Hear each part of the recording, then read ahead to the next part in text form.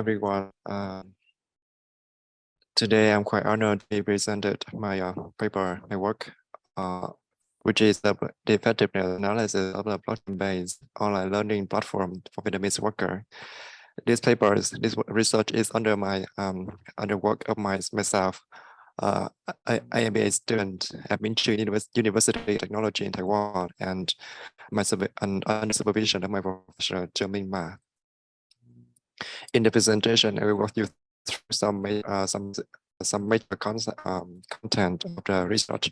First of all, the Vietnamese needs, MOOC advantage, MOOC limitation, Vietnam suitability, and platform architecture, the effectiveness analysis, and the discussion.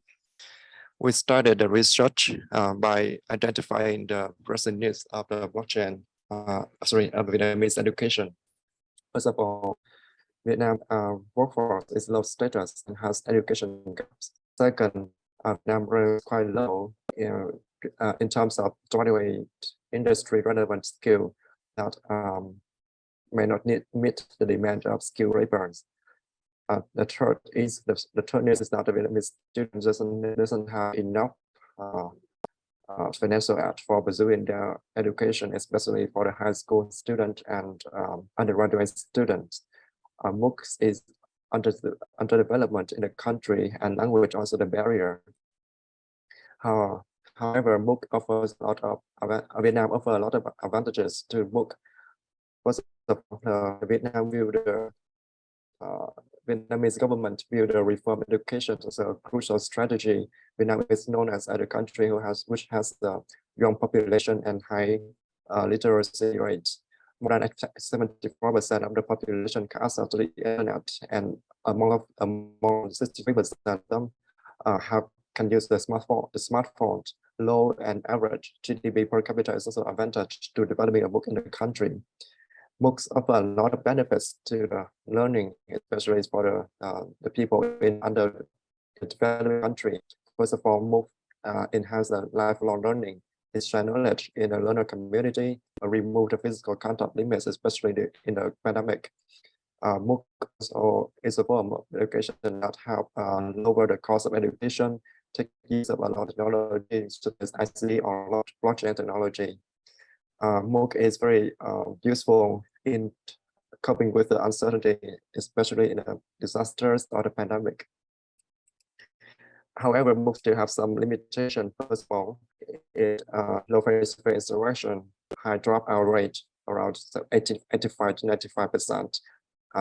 MOOC offer limited language settings, and concern about credibility and certification. Also, the problem of MOOCs, student interoperability, and data temperability is also the problems, and learner motivation is a major problem of MOOC. Blockchain technology nowadays has given a lot of attention from researcher and industry. We got to most of people got to know to the blockchain by the cryptocurrencies. However, not many people can understand the fundamental principle of operation. Basically, blockchain technology employs the four core principle of operation: immutability, security, transparency, and essential of consensus. In our work, we take use of blockchain technology and MOOC technology to create a issue, which is an online learning platform. And this feature represents the architecture of the platform. There are three participants in the platform: the student, educators, and porters. Students can register for a course that involve in learning activities obtained. Then they can attend the certificate. The educators offer the course to the students. The educators can be the large educational institution or the Scrum or the self-instructors. The porters who is to validate the private blocks created by the educator. The student, the educators, and porters can interact with each other on off-chain or on-chain. It depends on the scope of work. However, any activities that contribute to the platform can get the rewards. This is the basic education process happened in the platform. The students select a course, pay the tuition fee, then the educator offer the course, student complete tasks, and educator give grades to the student and then give records on the platform. The student finally finish the course, receive a certificate, and give some feedback to improve the platform.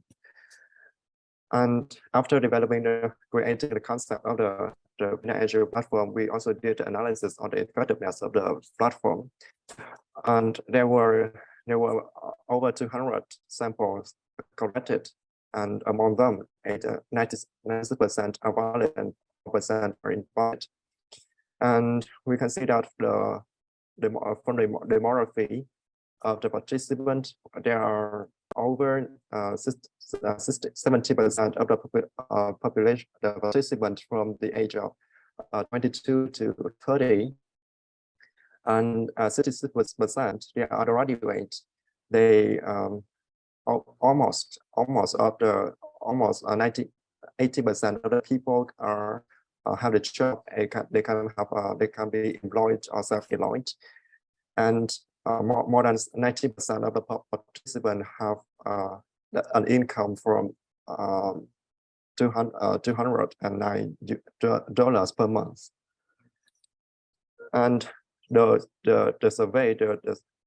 survey was conducted upon the factors which is presented in a table, and we surveyed the participants upon the factors. We can see that overall the factors has given a lot, has been the agreements, the major agreements on the. That means that the features of the platform has given attention and positive support from the participants. We also conducted a deeper analysis upon assessment, specific segment of the participant. For example, we can see that the sentiment of the factors in the age of 25 to 30, they have higher education need, has gained over 90% agreement, coping with uncertainty more than 80%. When it comes to the undergraduate, they also have a high percentage on agreement given for higher education need, learning incentive, coping with uncertainties. Also, the similar for the employed and the people who has income from $418 to $752.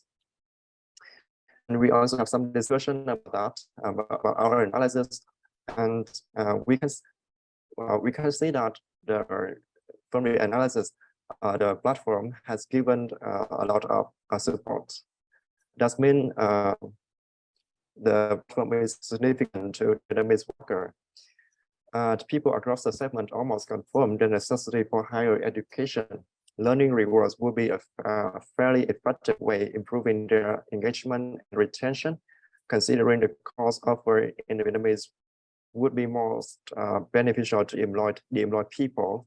And the people from the age of 25 to 30 confirm that online learning can help to maintaining social stability and development.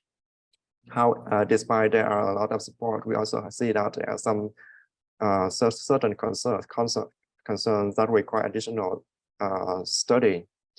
The undergraduate in particular have a strong demand for higher education. However, they do not believe that this kind of online learning is a good way to enhance their skill and expertise. Job competitiveness is also perceived quite low by the people in the age of 25 to 30, the undergraduate and the employed.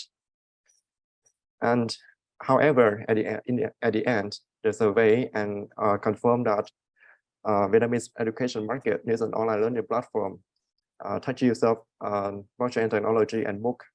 And there are the future research that can be conducted based on that research that help the platform to be more applicable. First of all, we can create a business model canvas for the platform. We can go deeper into course pricing, providing customized courses and reward programs to corporation, and as well as open the hiring opportunities. Thank you very much for your attention. Feel free to give me any questions. I'm here to answer. Thank you. Yeah, thank you. Thank you for your wonderful research work and your presentation.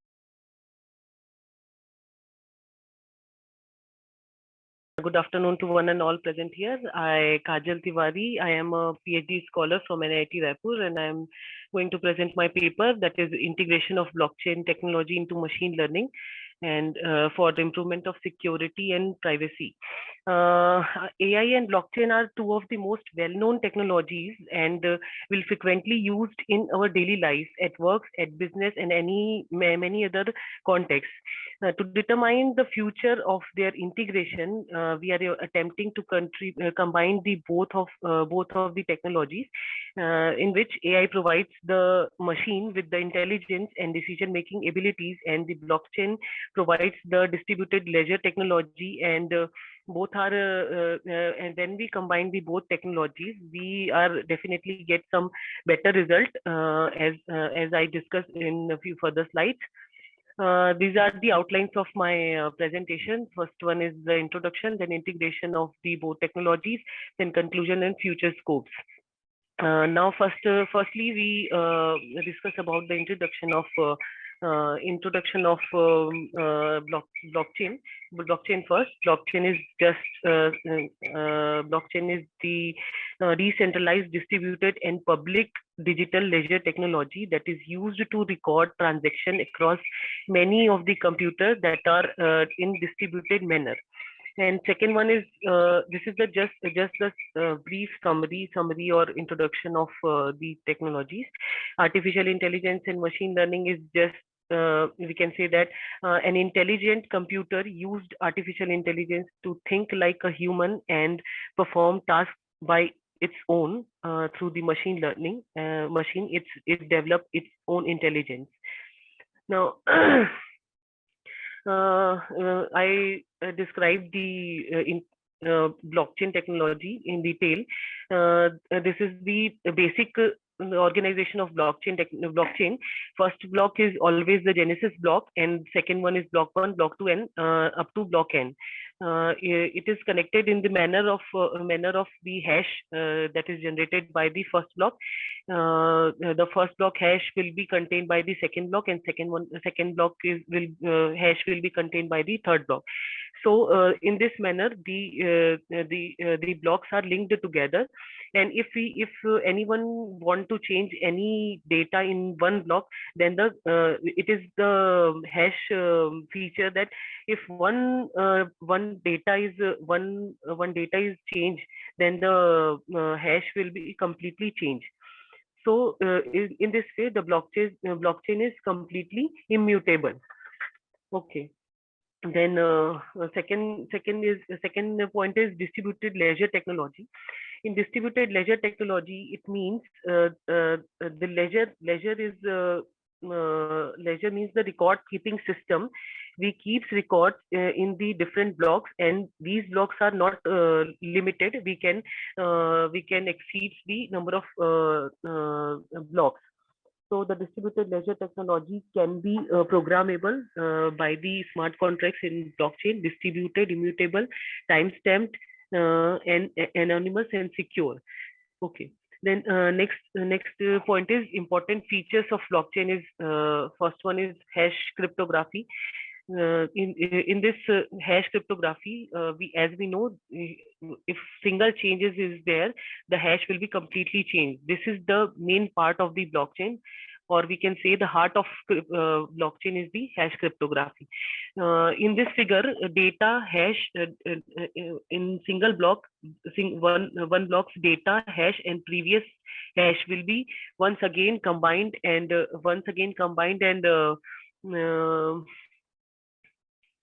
we can generate the hash again. And if the hash is below the target value, then the hash will be accepted, otherwise it will be rejected. Immutable, second one is immutable ledger technology. That means as we say, as we discuss, I discussed that one change will change the complete the blockchain will be disturbed. So it is immutable. No one can hack or change the data in the blockchain. Second one is distributed peer-to-peer network. The blockchain is completely distributed network of computer, and they are linked by some consensus protocol. And second one is mining. Mining is nothing but this this figure. Mining is done about this the diamond box. If the target value is setted for the hash function, if the hash is below the target value, then only the hash will be accepted or block will be generated. Otherwise, the block will not be generated. So, so the mining is one big process that is done in the blockchain technology. Decentralized consensus protocol. In this protocol, there is seven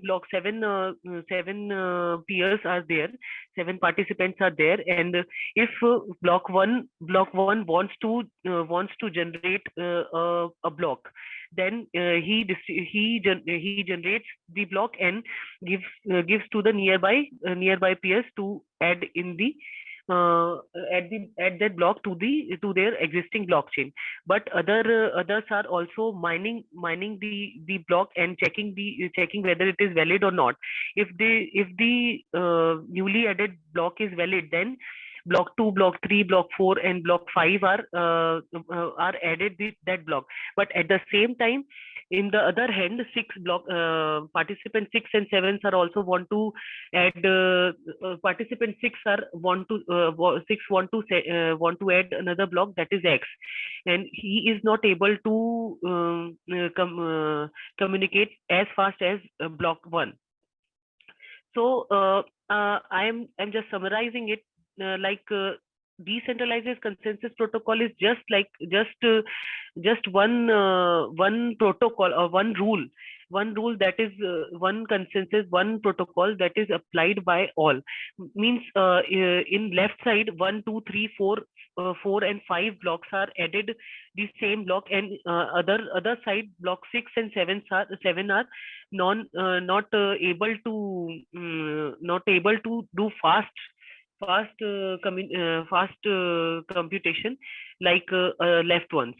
So one consensus, one protocol, that is the main point of the consensus protocol in blockchain. The decentralized consensus protocol. The next one is artificial intelligence. In this 3 types of learning are there: supervised learning, unsupervised learning, and reinforcement learning. And supervised learning is just data with labels we can provide to the system, and supervised learning algorithms are applied like classification and regression, and after that if the target is matched, then we can map the data, and otherwise it is not the match with the target, then we can re-evaluate that the data. Now second one is unsupervised learning, the data without labels. We can just give the fresh data to the system and no other data for mapping, and the result will be accepted whether it is completely unknown result are gain. And here two types of algorithms, that is clustering and association, will be used. And last one is reinforcement learning. In this types of learning, the state and actions are used by the system, and for each action we can the machine can take the rewards for that. Now we can discuss about the integration of the both technologies, blockchain and machine learning. The main feature is the enhancing security. Definitely, we can get the security higher than the single one. Sometimes man can fail, but not the machine. So enhancing the security, the blockchain is already a secured distributed network. But if the machine learning applied with the blockchain technology, then definitely it will enhance the security, because the machine cannot be failed. Managing the second one is managing the vast amount of data. Sometimes men cannot be able to handle the vast amount of data, and the data will be mismanaged sometimes. But if we train the machine with the better with the help of some algorithms and other techniques, and the machine can better handle the data as compared with the human beings. Optimizing energy consumption, as the mining will require many high amount of energy, so that if machine gets how to mine the blocks, then the mining process will get the minimum energy as compared with the human beings. And the fourth one is the advancement in smart contracts. Smart contracts is the coding of the blockchain technology. It is the main component. We can say that if the contracts, if the coding is proper, then the blockchain is working properly. If the say smart contracts defined properly, then then the blocks are mined, or blocks are secured by that coding. So smart contracts need to be very specific. So if we train the machine to do the smart contracts coding, then he or that machine can do better working on the blockchain. And fifth one is the implementation trustable real-time payment process. If we integrate both of the technologies, then the payment or the transaction process will be more secure than the single one. And these are the literature surveys. I taken much more paper, but I am here presenting a few of them. 2018 to 2022, they are using the blockchain technology with the different kinds of ML techniques, and they are in every paper I found that they both when they combining both the technologies, they all are finding better result than the single one. Now I want to conclude my slide with my presentation, that it is definitely an effective gives an effective outcome, and with the help of integration of machine learning and blockchain technology, and we can decentralize, we can make a decentralized structure and create a stronger model and handle the massive amount of data in better way. And last one is my future work. I want to use both the technologies as integration with the both of them. I want to implement it with the data administration in the healthcare system or healthcare industries. And these are my research papers, some of the research papers. Thank you for listening me. Thank you for your wonderful presentation and very nice research work on blockchain technology. Please share your email address in the chat box so we can. My presentation is an exploration of process modularity impact on efficiency. The aim of this paper is to explore process modularity how process modularity relates to manufacturing lead time and throughput rate. Possible positive findings on this research could be used in selection of the most suitable process design from the alternative ones. Manufacturing lead time and throughput rate values are obtained using a simulation tool with the name Technomatic Plant Simulation. So for this purpose, theoretical example and realistic case study will be used in order to investigate this relation. So my presentation will be divided into 5 main parts. First, I'll start with the research motivation, then with the problem description, then with the methodological framework, and proposed method described using case study, and finally with conclusion section. It's no doubt that the research on process modularity is scarce, and that there are not a lot of methods for modularizing processes. Process modularity is important, particularly when components entering into an assembly node and which are presented by several variants. So modularity is a topical issue and can be helpful in minimization of manufacturing lead time. So main benefits of modularity. We see your first your slide. Yeah, we just see the first slide. The second slide and third slides are not visible. Now, do you see? No, Just only the on first the slide we first can slide. see. Okay, I will try to share again.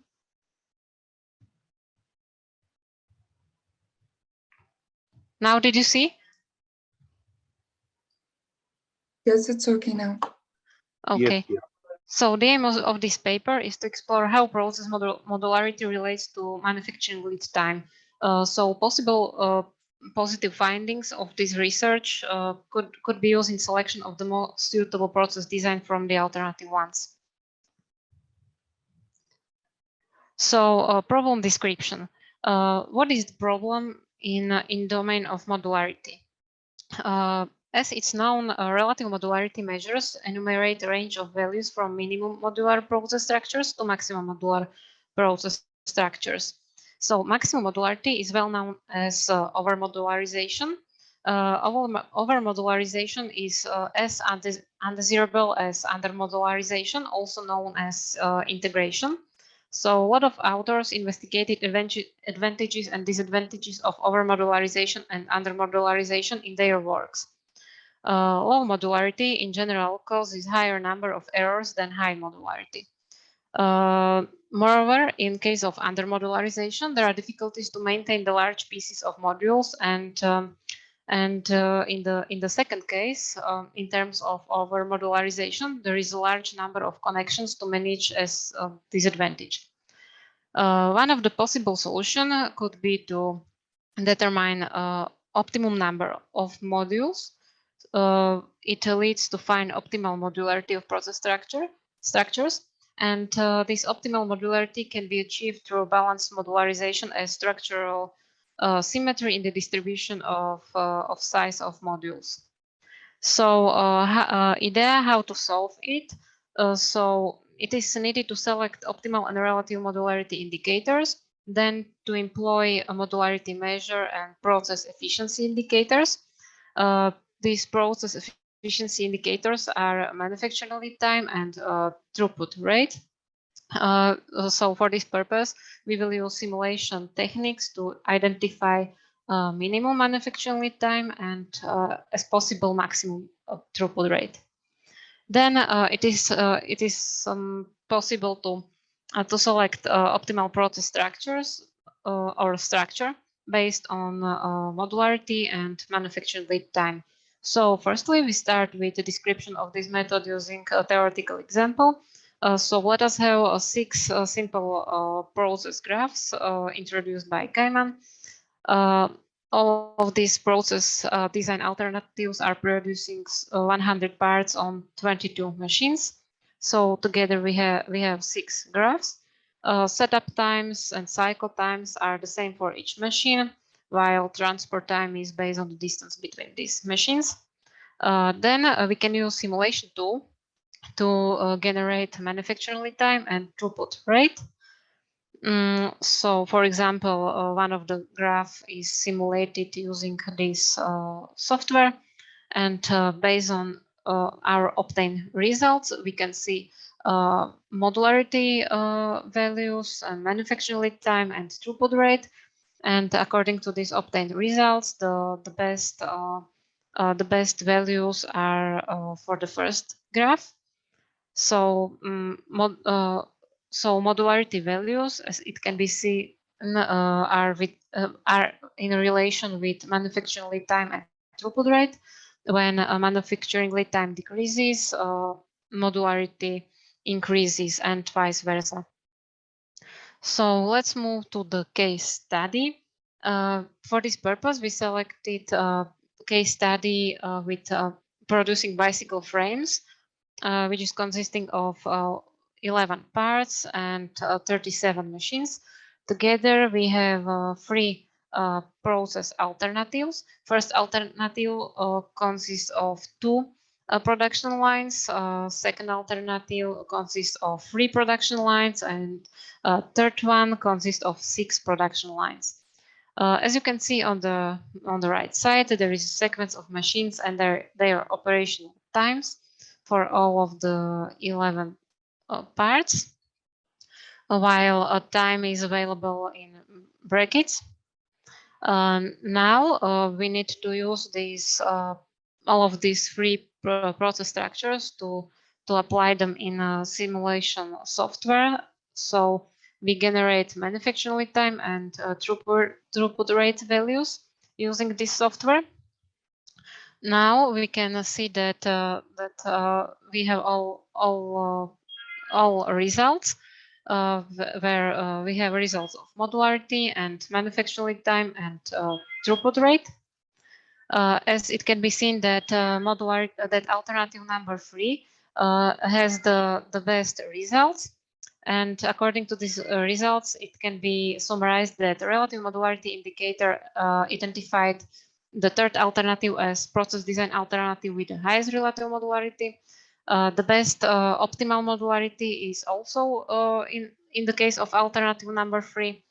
And the most suitable process design solution from manufacturing lead time and throughput rate is also alternative number 3. Based on these results and previous assessment, it can be pointed out that alternative number 3 is the most suitable among these candidates. So let's move to the final part of the presentation, conclusions.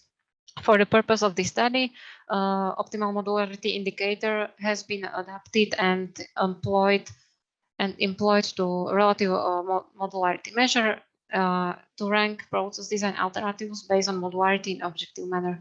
The obtained results from computational experiments show that modular process structure have positive impact on manufacturing lead time minimization and throughput rate maximization.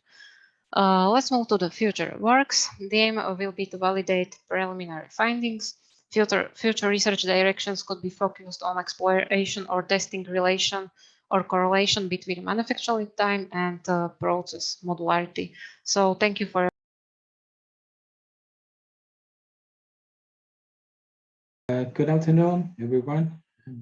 My name is Bishop Julot. I'm going to present ontology for information retrieval of ethnic groups in Chiang Mai province of Thailand. Today I present is an overview in 6 issues. 1, statement of problem, and 2, objective and scope. 3, conceptual. 4, methodology and experimental and result profile, and last discussion. And then the statement of the programs. 1, ethnicity is a classification of people and their relationship between different modern different groups and in society based on cultural difference and integrity in political power, society, and the economy is many different. And 2, for the research information on ethnic group is no more for research. The group is abundant and there was such a language, culture, literature, history, and any most which are mostly separate into specific area.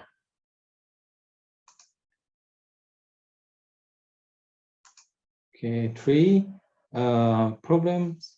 Ontology is concept apply in knowledge management is widely used and study, and it is able to organize and present knowledge in form of conceptual group and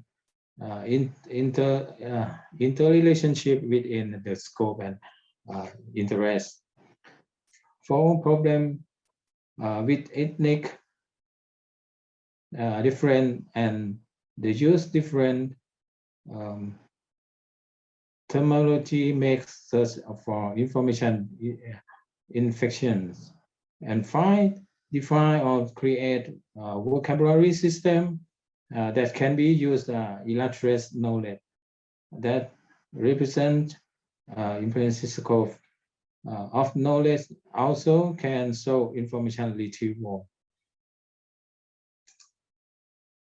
The scope, the objective of this research are 1, to design and develop an ontology for information retrieval of ethnic group in Chiang Mai province of Thailand, and 2, to evaluate on ontology for information retrieval of ethnic groups in Chiang Mai province.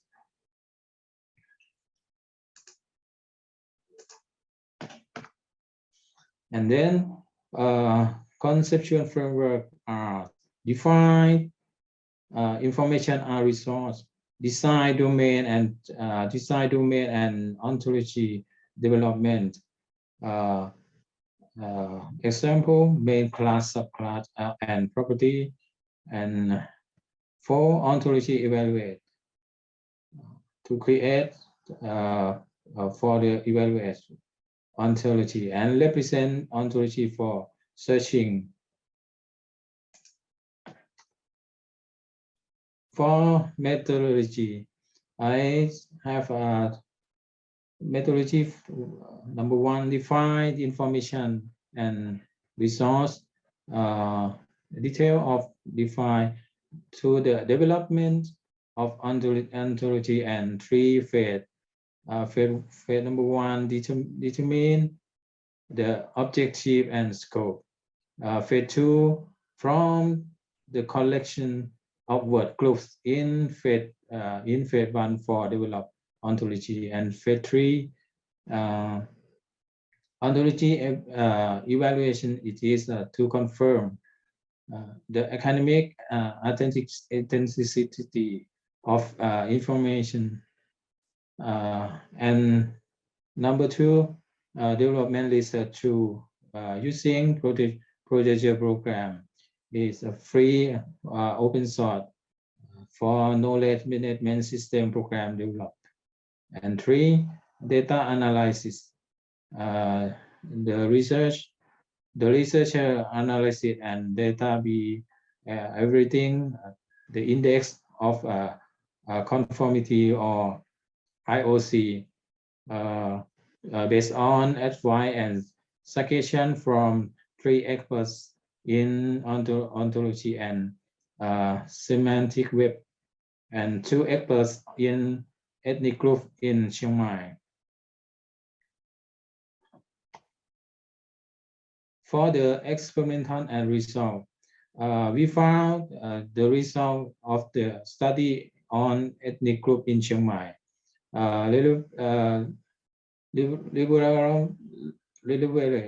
That's the scope of knowledge of ethnic group in Chiang Mai can be divided into 9 groups.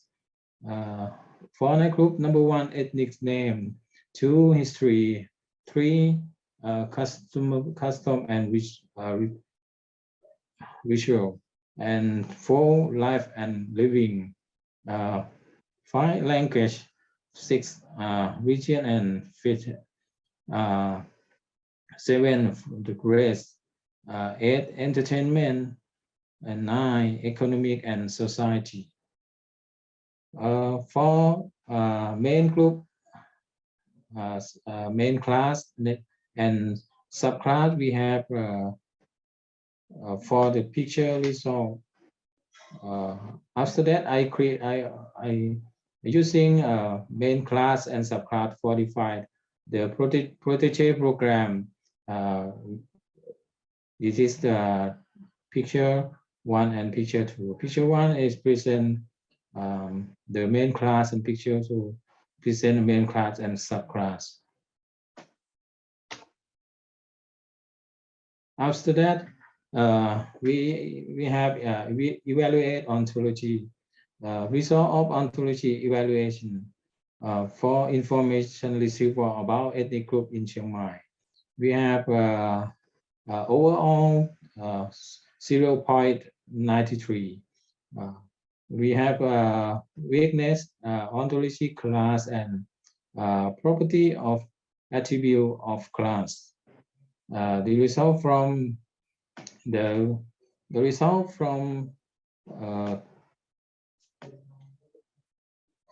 evaluation ontology expert.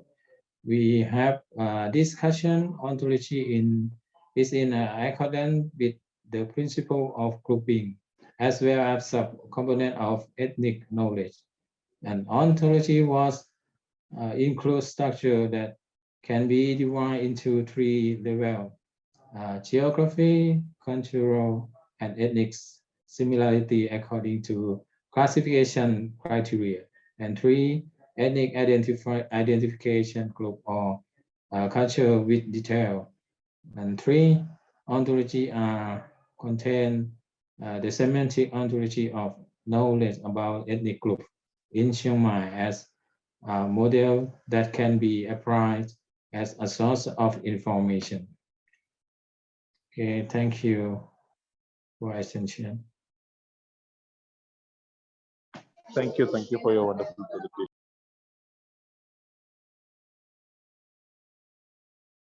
I'm Sanket here from I'm Tech by research student from Satyabama University, Department of Aeronautical Engineering.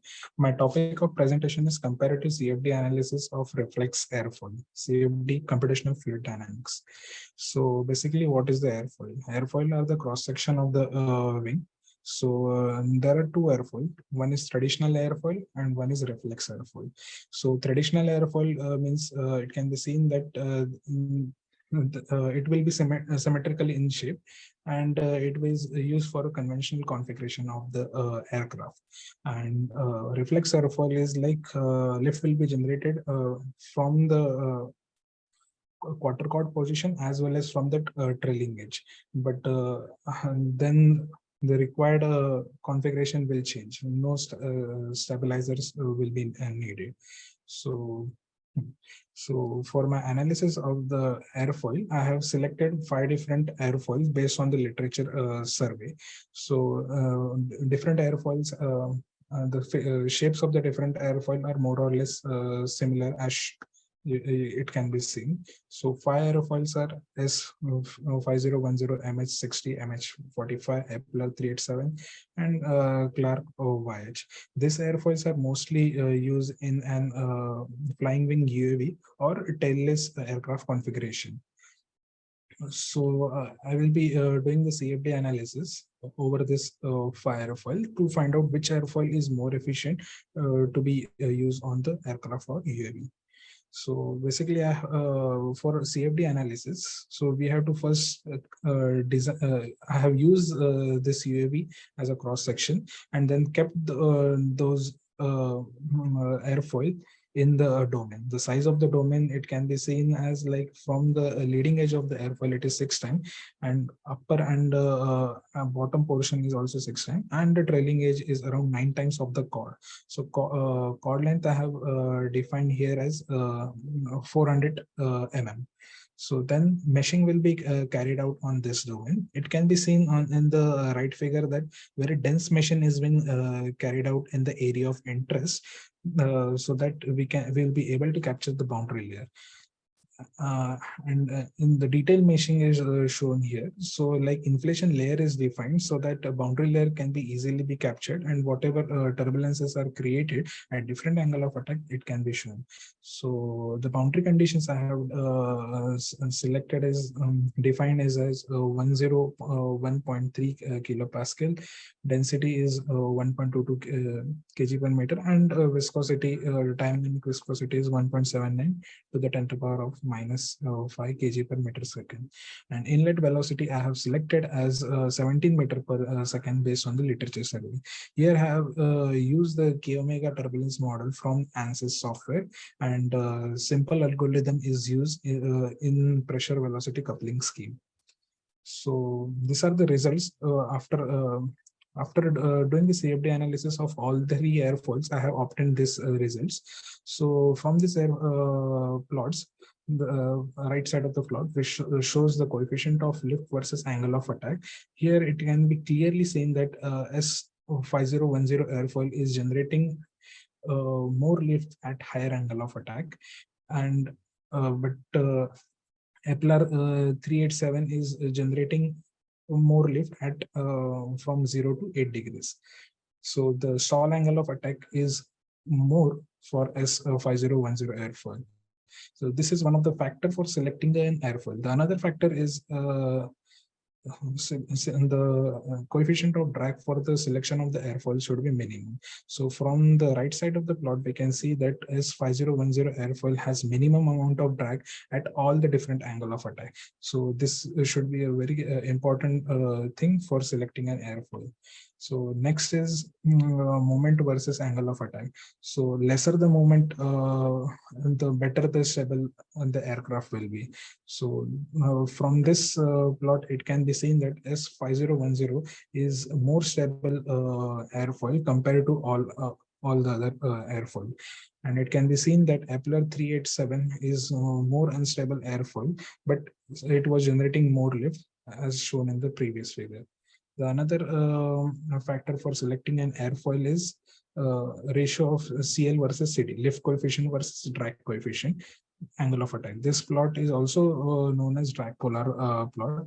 From this plot, it can be clearly understood that S5010 has more CL versus CD ratio compared to all the other airfoils at 6 degree angle of attack. And lastly, it is coefficient of lift versus coefficient of drag. So from this plot also, it is clearly understood that S5010 is a better airfoil compared to the other. Like it is generating more lift at and generating less drag at a given angle of attack. So these are the conclusions.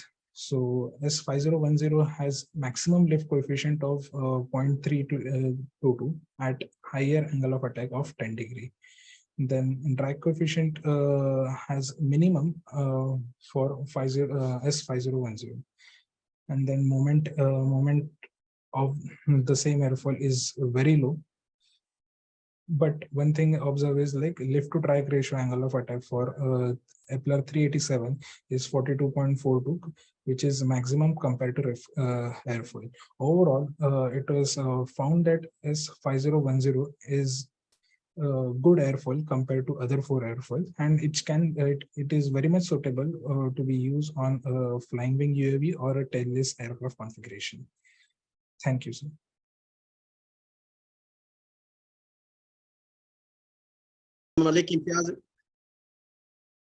And now it is visible. It is visible. Please go ahead. Right. Shall I go? Yes, I'm Malik Imtiaz. I'm a PhD scholar. I have an opportunity to share about my research paper on the topic, an emerging legal paradigm of the genomics for intellectual property rights and criminal justice. These are the sequence of my presentation. I would like to, discuss furthermore. The first one is introduction of the genomics. What is a genomics? The word genomes has been coined by Heinz Winker in 1920, derived from the German word genomes to represent the whole set of the chromosome and extra chromosome genes available in organism, including a virus. Genomics is a core part of genetics that studies the order of the nucleotide. DNA is the building block of the life, containing genes situated on the person's chromosomes of the genes. The genomes, DNA is one of the essential molecules in all organisms that cover replications, transcriptions, and genetic informations. Genomics is a very much technological driven biomedical study exploring the discovery more genomes of the individual organism and enabling the creation of the tool for the bioinformatics about the human health. DNA is a sketch of the human body and works like a fingerprint, and each person has a unique DNA that constitute the total genetic information that allows all form of the life to function, grow, and reproduce. As incendiary test and health risk reports, scientists can use DNA profile to identify, identify the people. Genomic technologies, the DNA genomics is a product of biomedical science that focuses on the structure, function, evaluation, mapping, and editing of the genomes. That is a young, digital technology, and that rapidly growing and penetrating all sphere of the people and the society. Influential relationship between the genomics and the criminal law, which is the main theme of my paper, is that the possible utilization of the DNA forensic test reporting is to encrypt appropriate decisions, as the moral blameworthiness is and strict and dominant component of our criminal justice system. At the same time, the criminal defendant can invoke genetic predispositions to the temporal plea of the actus reus and mens rea, or the heat of passions, or the juries based on the situation factor reflects convulsions, bodily movement, and involuntarily not under control of the arguing the case to exculpations or partly mitigate the contact from the convictions. The legal aspect of this, genomes with the criminal justice is that the question always raised is whether the police is allowed to obtain a DNA of the perpetrators or suspect without a warrant. The answer that the police requires a warrant under the law defined in a 4th Amendment of the Constitution of USA regarding the search and seizure of the genetic material. The threshold of the search seizures are also available in case if the police sought a warrant would have to be exhibit evidentiary system, and the search warrant hold a fair probability, and DNA search would reveals evidence connecting to the defendant to the criminal offense. The development of the privacy law. The most states have made a law and required law enforcement agencies to gather a DNA sample from someone who is arrested or convicted of any felony crime for the creation of database at the nation level of codes, like in a USA. The evidentiary standard You know, the evidentiary standard required for the forensic is that the genome evidence is the most important and highest relevant to the criminal justice. Hence, required a standardized methodology, forensic process for identification of relevant evidence in a criminal act. Its preparations, collections, and preservations to ensure is that genuine piece of evidence are not tempered. The court rely on the evidence, which is reliable or unreliable, and they required two type of the test, fair and Dober test of the experts. The validity profile of intelligently encompass the phenotype of the individual extremely available characteristics EVC like eyes, hair, and the skin colors, and something that age, height, facial shapes, lips, and the chin. Indeed useful for creating the image of and support of the criminal investigation agency to such the unidentified individual who committed the intended crime. And for this purpose, knowledge is a very imperative. Study and analysis being assured that such information is not misinterpreted and used to justify and in appropriate way to mislead the case. The legal ethics, this need also the legal ethics. The scientists, by using Human Genome Project, have developed the database of bioinformatics for preparing the unique practical and the physical aspect of the human DNA and assessing the genetic material and heredity structure to identify the criminal. And in this way, DNA has contemporarily become essential because 75% of the cases in which the DNA profile match the suspect resulted in the guilty plea or the trial.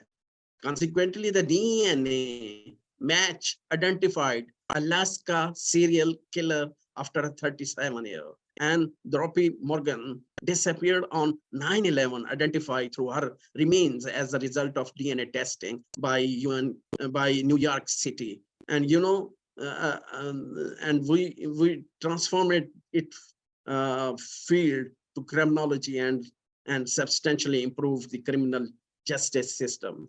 The legal issue is also there.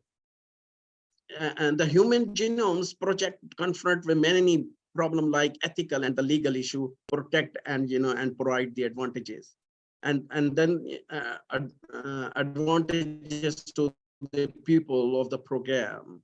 The NHGRI encompass the object of the encompass resides on the ethical, legal, and the social implication, ELCI, involving the issues of the genetic. The legal protection is also given to the victims in HIPAA and GINA protect patents for all sort of the risk arising from use of the genetic information, and they need to confirm that the targeted patients receive personalized medical supports. And the next is the patency. The genes required patency. The genes patent rise a moral dispute among the policymaker. The statutes created contravening incentive benefit for the inventor and exclusive right to invent their invention. There is the admissibility of the patency. The separation of the gene is not patentable as the gene are present naturally in the human body. However, a newly invented DNA consequences are newly edited genomes created by the scientists through the clusters are regularly interspace short palindromic needs. The patent is a patentable. and you know, conclusions. The conclusions of my paper is that the DNA forensic is a product of the biomedical science, cutting edge forensic science, and the research methodologies have enhanced their scopes in the legal and the criminal justice system. Things invented like a machine, and chemical formulas, you know, and consolations of the matter and the article of the manufacturing and the process can also be protected either by the patent law or the trade secret law, subject to meet the specific standard. However, behavioral genetics has converged many challenges in the field of privacy, legal, social, and the policy matter. The relation and the use of the genetic evidence to the criminal justice have contemporarily increased to improve the investigation and a legal dispensation. Thank you, Malik. Thank you very much. Very nice and informative presentation. We'll be in touch. Very good afternoon, all of you. My topic of presentation is acceptability of functional low sugar caramel beef cookies through consumer oriented sensory evaluation and production economics. Wait. So first, coming to the introduction, as we all know that these cookies which are normally available in the market are cereal based and they contain high calorific value, and they are also lacking various essential amino acids as well as essential fatty acids. So various attempts have been made in the past to enhance the nutritional content and the functionality of these dairy products throughout the globe. There is a focused new approach to combine the ingredients to compete with the nutritional balance with low calories and high protein content. Therefore, the utilization of the meat and not meat ingredients in right proportion can enhance the health benefits of the cookies with the right crunch and ease of mastication. I mean to say that there should be acceptance in terms of sensory evaluation, sense of consumer acceptance, as well as it should contain higher nutrient content. So as we all know that demand for the meat snacks is continuously increasing due to the nutritional value as well as excellent protein source.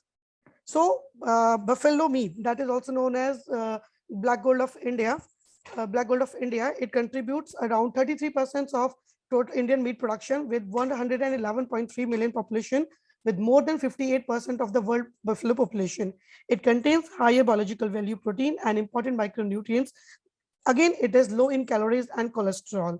But this cara beef, the problem with the cara beef or the buffalo meat is that it contains more amount of saturated fatty acids and negligible amount of fiber content, and again, it is a highly perishable commodity due to the resulting into the physicochemical spoilage as well as the microbiological spoilage.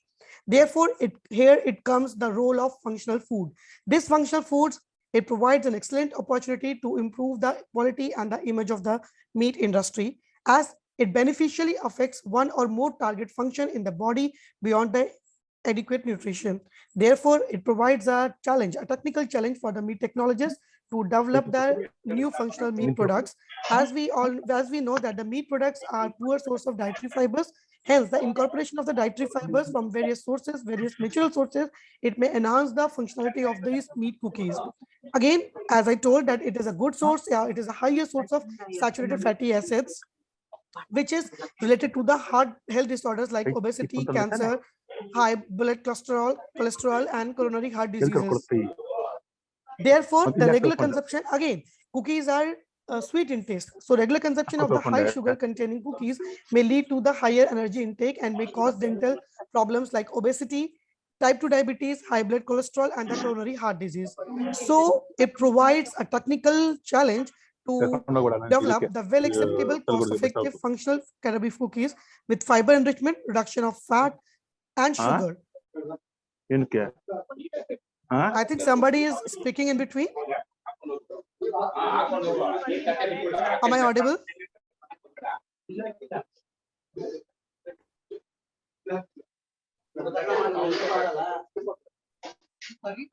Yes, you are audible, but the conference coordinator is speaking. Okay.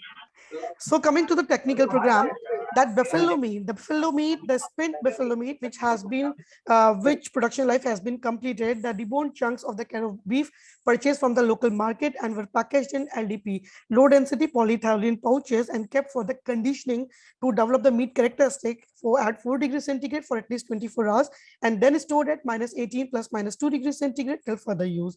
Other ingredients like refined wheat flour, skim milk powder, baking powder, sugar, salt, vegetable oil or vegetable ghee, poppy seeds, etc. are purchased from the local market of the Bareilly. Then natural fibers like orange pulp fiber, plum pulp, pigeon pea, mango peel. These were the different natural fibers which we have taken for our studies, but taken from the local market. They were dried in oven till constant moisture content and they ground to have a consistency like powder. These cara beef cookies were prepared by following the method prescribed by Goswami et al. It was my PhD work itself with slight modification. The developed cookies, developed functional cookies are prepared with the incorporation of 50% cara beef powder, replacing the refined wheat flour as a high protein source, then 10% orange pulp fiber as natural fiber, and 1.5% guar gum as a fat replacer to replace 50% of vegetable fat. These functional cookies are further incorporated with different sugar replacers like raftilose, sodium caseinate, and inulin at 15, 20, and 25% level as the sugar replacers separately. These optimum levels were selected on the basis of the sensory evaluation, and these were IL2. These are cara beef cookies incorporated with 20% of inulin powder. SC2, that was cara beef powder, cara beef cookies incorporated with 20% sodium caseinate, and RT1, these were the cara beef cookies incorporated with 15% of raftilose. This is the formulation for this, where we have taken, we have replaced refined wheat flour with 50% of the cara beef powder as protein content. That 10% orange pulp fiber was incorporated, and 1.5% of guar gum was used to replace 50% of the vegetable fat in case of cookies. This is the flow diagram that is showing the preparation of the cara beef powder. That fresh cara beef chunks were taken. It was washed and passed through the mincing meat mincer at 9 mm. Then partial steam cooking was done to leach out the hemoglobin and the other enzyme inactivation. Then the moisture draining was done. Then it was drying at around 60 to 65 degrees centigrade to have a constant moisture content. It was grind and finally packaged in the LDP. This is the flow diagram for the preparation of the cara beef cookies. Then the preparation of the mixture of ingredients, they were weighed accurately as per the formulation. Then the preparation of dough was done by addition of cara beef meat powder, refined wheat flour, and other mixture, and with the mixture of the other ingredients for 1 to 2 minutes. Then it was rolled as a chapati-like shape, and then it was cut by using the different biscuit cutter. They were baked in the hot furnace at 150 to 160 degrees centigrade for 35 to 40 minutes. Then they were cooled at the room temperature at around 35 to 37 degrees centigrade. Then the scrap separation was done and finally packaged in different packaging material. Now coming to the resultant discussion about the physicochemical properties of functional cara beef cookies incorporated with different sugar replacers, that the cooking yield, moisture content, and protein content was significantly higher in sodium caseinate cara beef cookies, whereas there was no significant difference in thickness, diameter, and the split ratio, which are the main physical parameters which have been taken for the quality evaluation of these cookies. Coming to the instrumental texture, because texture is a very important property, as well as the color, because if the color is not appropriate, then the consumer is not going to accept the new product. Then the instrumental texture and the color parameters were evaluated, where it was found that except hardness, except adhesiveness, there was no significant difference in hardness, shear force, redness, valueness, chroma, and the hue angle values. Again, finally, that there was difference in the adhesiveness values, where the inulin incorporated cookies had a significantly higher adhesiveness. It was also observed during the sensory evaluation by the consumer evaluation. Coming to the sensory evaluation, we can have a look with the red color. It is highlighted that the SC2, that the sodium caseinate incorporated cara beef cookies, had the significantly higher sensory scores than that of IL2, that is inulin incorporated, as well as raftilose incorporated cara beef cookies. And color and appearance, flavor, texture, aftertaste, and overall acceptability scores of these sodium caseinate incorporated cara beef cookies were almost similar to the that refined wheat flour cookies that are normally available in the market. So it was well acceptable, because it is showing that at 7.17 or 7.07 acceptability was there. where it was taken in the 8-point Helmholtz scale. Now it was the product evaluation, what we did. Then finally, what about the consumer evaluation? For this, as we know that the sensory testing can help the product development team decipher what the consumer means, what the consumer basically required. They don't mean that they are going to accept in the color, in the flavor or taste. They simply tell that if the product is good or the product is not good. It is acceptable by the consumers or not. So the consumer evaluation of the freshly prepared functional caramel cookies that were SC2, that was acceptable by the sensory evaluation, as well as physical chemical properties of these caramel cookies was conducted on 105 consumer panelists randomly at the marketplace. These panelists were briefed about the product and then were presented to the evaluate by using the sensory evaluation performer for the overall acceptability of this product. The product was highly acceptable and evaluated as very tasty by 78 consumers, followed by good by the 27 consumers. This is the picture that depicting the consumer evaluation, which was randomly done at the marketplace, where 105 consumers were taking part, or they filled a performer, whether they are accepting, they are ranking this product as good or very good or something like that. Now, finally, coming to the retail cost. What was the retail cost? After taking the cost of formulation, overhead production cost, total input, and the pragmatic product yield, the actual production cost for the control cookies that were available in the market and the refined wheat flour cookies that is having the higher fat content, more sugar content, as well as low protein content, it was around 101 Indian rupees, as compared to the functional caramel cookies, which was selected in this study, was 336.52 Indian rupees. As we all know that functional foods and the people are having the good capacity to spend the money on the food, as the modern health conscious consumer is ready to pay higher price for the functional and the nutritional food. So finally, coming to the summary and the conclusion, it was known that the incorporation of the caramel powder at 50% level and the baking at 150 to 160 degrees centigrade for 35 to 40 minutes were found to be optimum. These developed functional caramel cookies incorporated with 50% caramel powder as a protein source, 10% orange pulp fiber as natural fiber source, 1.5% guar gum as fat replacer to replace 50% of the vegetable fat, as well as 20% of sodium caseinate as sugar replacer, had 4.48 times higher protein. It was done in the study, 6.13 times higher insoluble dietary fibers, 5.47 times higher soluble dietary fibers, and 4.47 times higher total dietary fibers as compared to normal cookies that are available in the market. These functional caramel cookies had 34.58% lower fat, 19.95% lower cholesterol, and 12.5% lower energy content as compared to normal refined wheat flour cookies. These functional caramel cookies had higher mineral content than these refined wheat flour cookies that are normally available in the market. And these saturated and the unsaturated fatty acids were also in good ratio in functional caramel cookies than the other cookies.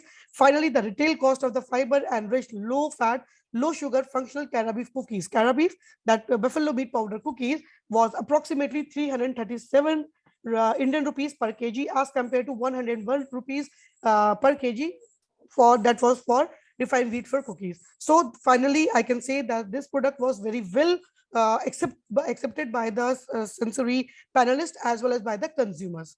Thank you. Thank you, ma'am, for your wonderful presentation.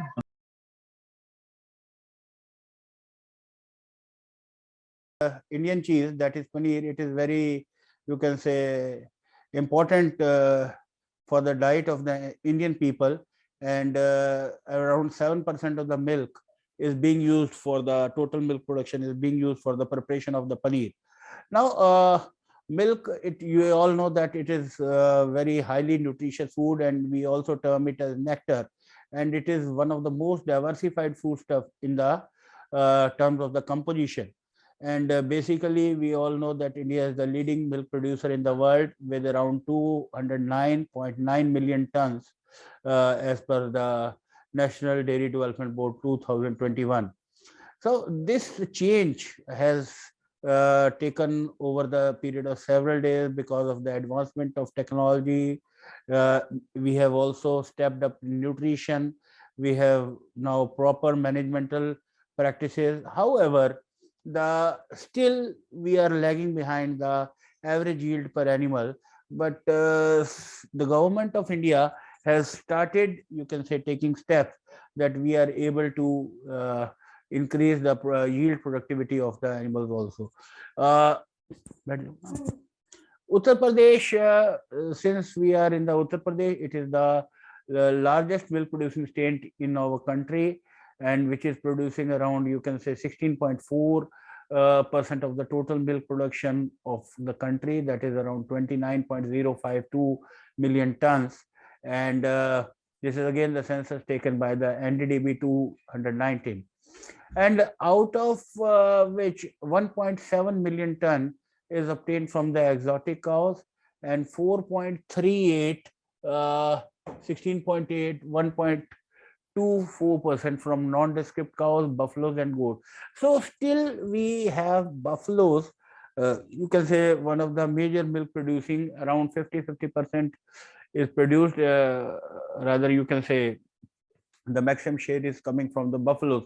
So milk composition, as we all know, that it has got highly nutritious, it has got dynamic properties, and its composition varies. We all know that milk, the composition of milk is highly variable, especially as far as the fat is concerned, protein is concerned.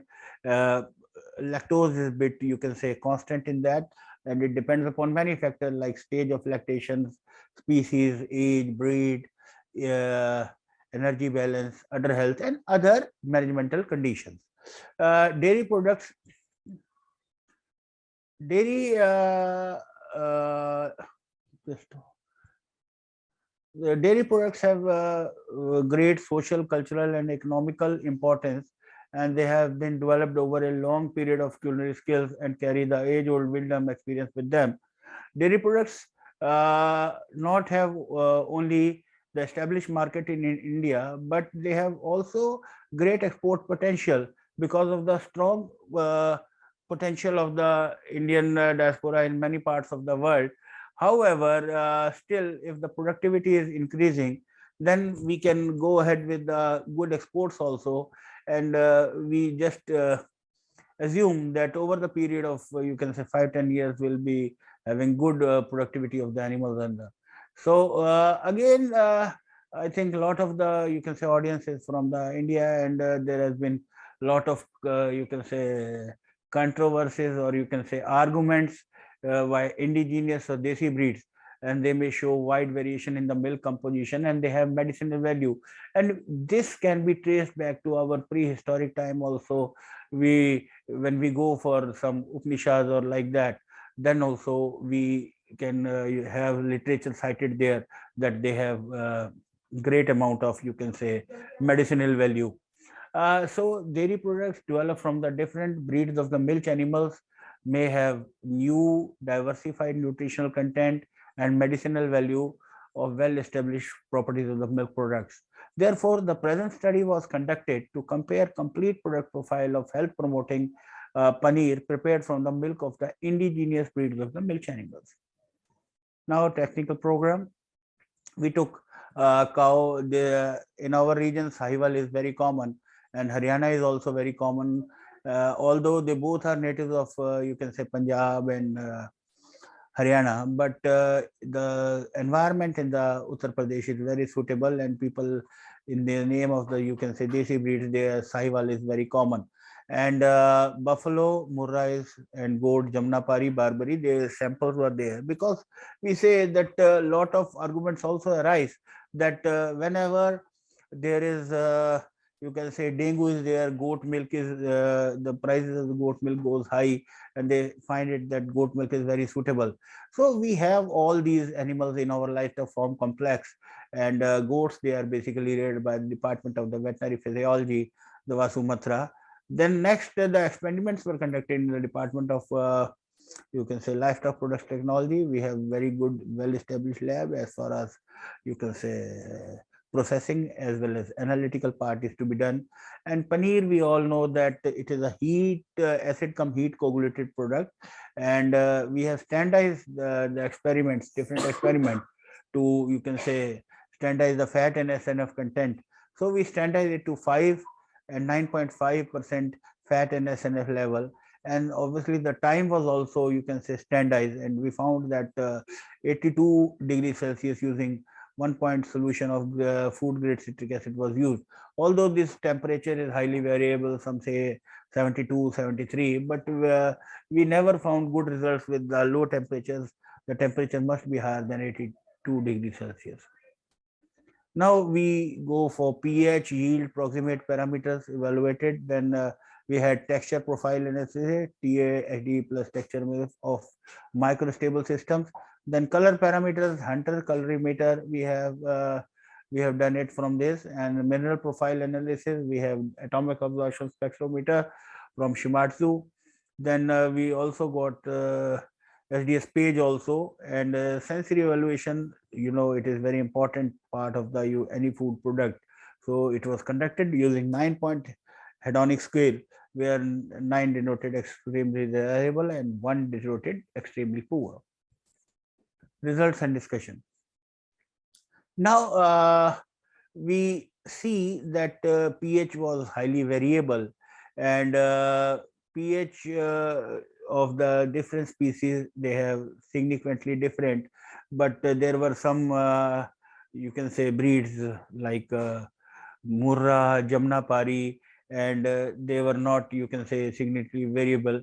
Then yield was also variable, because this yield is also dependent on this yield is also dependent upon the total solids.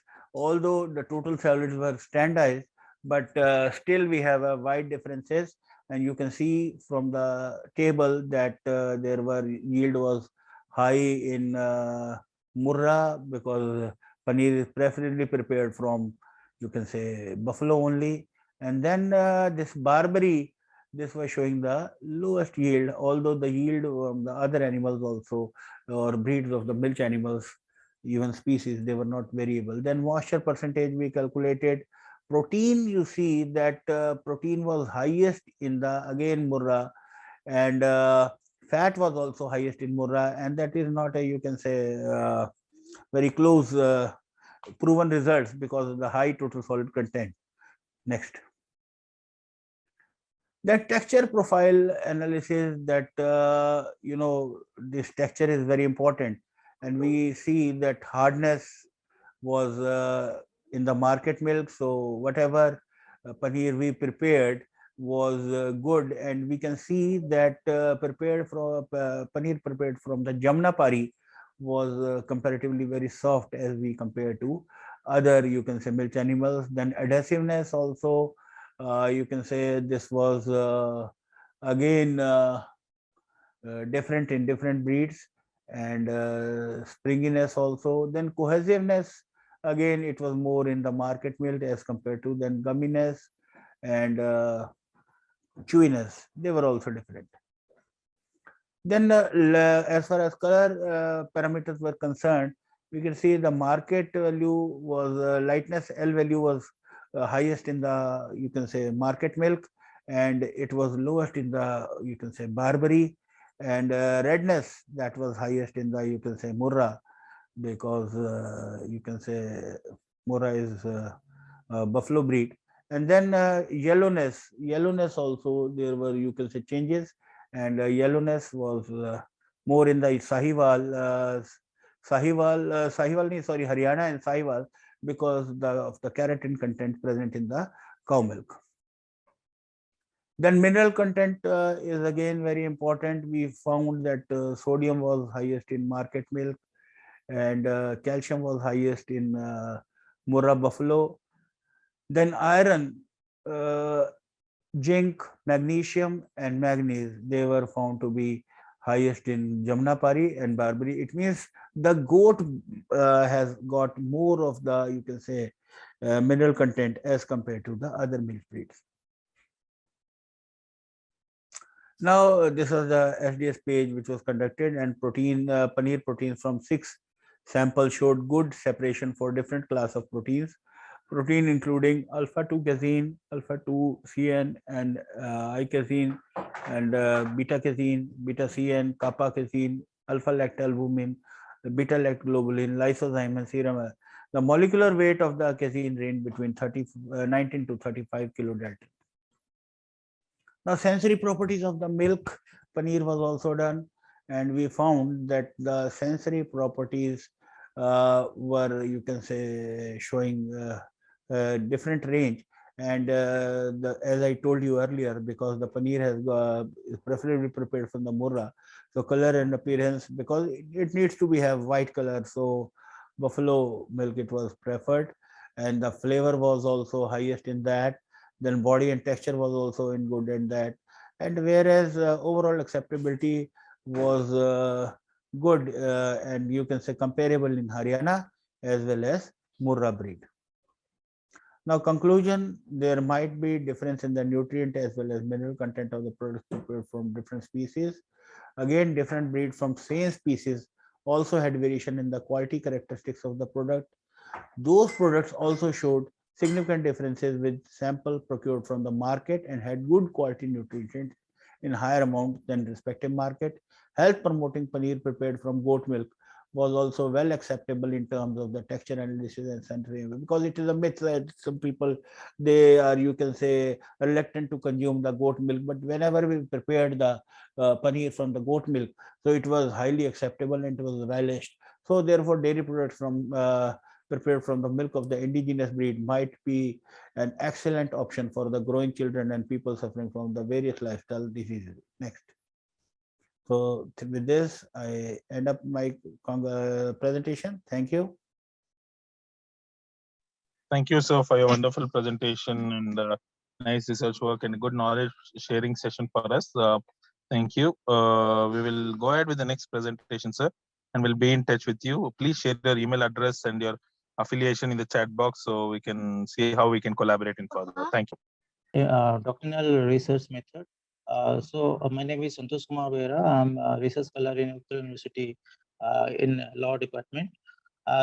Generally, this is the thing that when we are discussing about the business and social innovation, we have to make sure that whenever the employees have to be, they are participating their labor and for the profit making of a particular industry, and the employer they are hiring these employees, they should be care about that the interest of these employees. But the thing is that every industries which are working only for their own concern, generally what is happening, we are witnessing that right now many IT industries are hiring the people they have hired during the corona time, because the demand was at that time was at peak, so they have hired. But right now these are we are witnessing that there is a time when there was a great demand of these employees. They have been terminated right now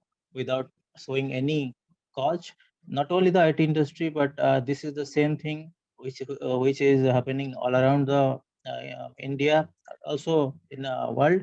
So my concern is to find out why there is no such disciplinary measures which the law should take care of these concern of the employees. And so that's the reason I have gone through many statutes and the laws which are prevailing in India, that where is that lacuna, where the disciplinary measures is not clear, giving the message to these employers or the managements of a particular company or industry, that they should hire they should follow those guidelines while they are terminating or dismissing or taking any legal taking any action, any disciplinary action against them. So so this is the reason why we should concentrate upon what is that particular discipline that every industry should adhere to, and that should be such that it should not be compelled upon a particular employee.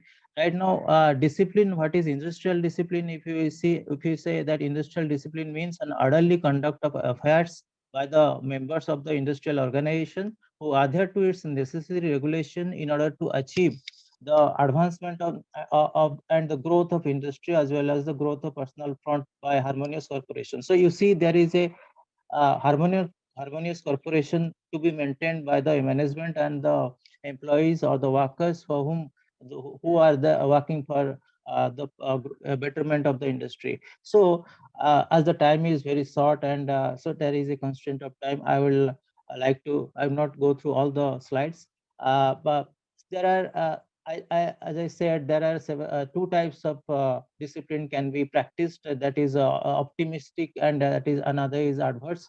Now, when we talk about uh, right now, which are existing right now, when any disciplinary action is taken by an employee or any management, they have to follow through certain procedures, like they sending, first of all, they have to give a charge sheet that you have been accused of certain misconduct or misbehavior or indiscipline which is not accepted, or then they can give a SOCO's notice, and explanation is wanted. And if any after the inquiry, that is called domestic inquiry, departmental inquiry, that has to be conducted by the any when there is an allegation against such employee, then in that departmental inquiry there are certain ambiguities there, because you see there are service laws in India which also give strict guidelines and provisions who will be appointed as an inquiry officer, and what are the procedures he has to follow, and what are the because right now we have, though the service laws is there, and those industrial laws, disciplinary laws are there, but still there are procedures are to be followed from which have been collected from Evidence Act, from CRPC, sometimes CPC. So you see, there is no clear-cut laws which right now, even if in the new labor code is has been enacted, or it has been executed, but still now it is not it has not addressed this issue, which is very concern for the employees and the or the working people. So these are some now, what is the reason for industrial discipline? Mainly, this is either the unfair disciplinary action taken by the management team. Sometimes there is a enmity between the management and the employee because of the collectiveness of this employee. They wanted some, they have some certain demands which is not acceptable by the employer. So they have to take certain measures to suppress the interest of these people. So either there is some favoritism or nepotism in hiring the promotion. This is happening all around the industries also. The management and the staff tendencies to be overbearing, the excessive. A communication vacuum exists between the management and a regular employee. Insufficient oversight at the operational level. And there is also the personal hostility and envy, union leaders provoking behavior. All these factors are also responsible that why an employee will go for a strike or a so there are some certain reason behind it. So we cannot oversight or neglect all those issues also. So so the reason for indiscipline is that we have there is absence of a common objective and lack of conducive relation between the employee and the employer. So it is futile to expect a better disciplined working environment and more economic output if there is a detrimental to the employee's basic right and dignity. So till now, what the laws level Indian level conference 15th session, it has been held in 1957. It has given certain guidelines. That what are those guidelines? There should not be any unauthorized lockout strike. No action should be done by itself. No use of ghost or strike. No willful harm to a plant or piece of property. All these have been guidelines have been given, but the thing is that this code of discipline was unable to stop the big strike that took place at the Jamshedpur steel plant. We have witnessed Hindustan shipyard, heavy electrical, Bhopal dockyard. So, and again, also in 1967, Central Implementation and Elevation Committee met a assess the operation of this code of discipline and proposal to establish a national arbitrational promotional board to promote voluntary arbitration. That was finalized after this. Now, what is the industrial discipline, and that has to be maintained? First thing we should know about and we should concern about. There are several methods to adopt, but some of them have been listed. When establishing laws and regulation, worker must be consulted, and rules and regulation need to be written clearly, because right now there is no clear standard rules there in a, that is called Standing Order Act, where it has no have mentioned what is the punishment that has to be given to the working people if he has committed any misconduct. So there is a chance of biased decision by the employer. At the same time, there are several things have been mentioned here that new employees need to go through the orientation. Now, many employees who are illiterate, they don't know there are certain rights are there. They can avail those rights and they can go against the injustice if they are facing from any employer or the management. So there is also lack of awareness of their rights. So so when the laws should be implemented, the laws is to be made for the common mass. It should not be biased enough or should not be suffer from any ambiguity, which is having no fruitful effect. So so we need a better standing law for this, and till now we don't have any law. The new labor code 2020, it has still a lack of these issues to be addressed. Now, another most important thing, when the inquiry is conducted, because why the departmental inquiry is conducted in industry or any company? Because to give the expediency to decision in expediency and to without much delay. Because if they will go for the court or judiciary, it will take much time for that.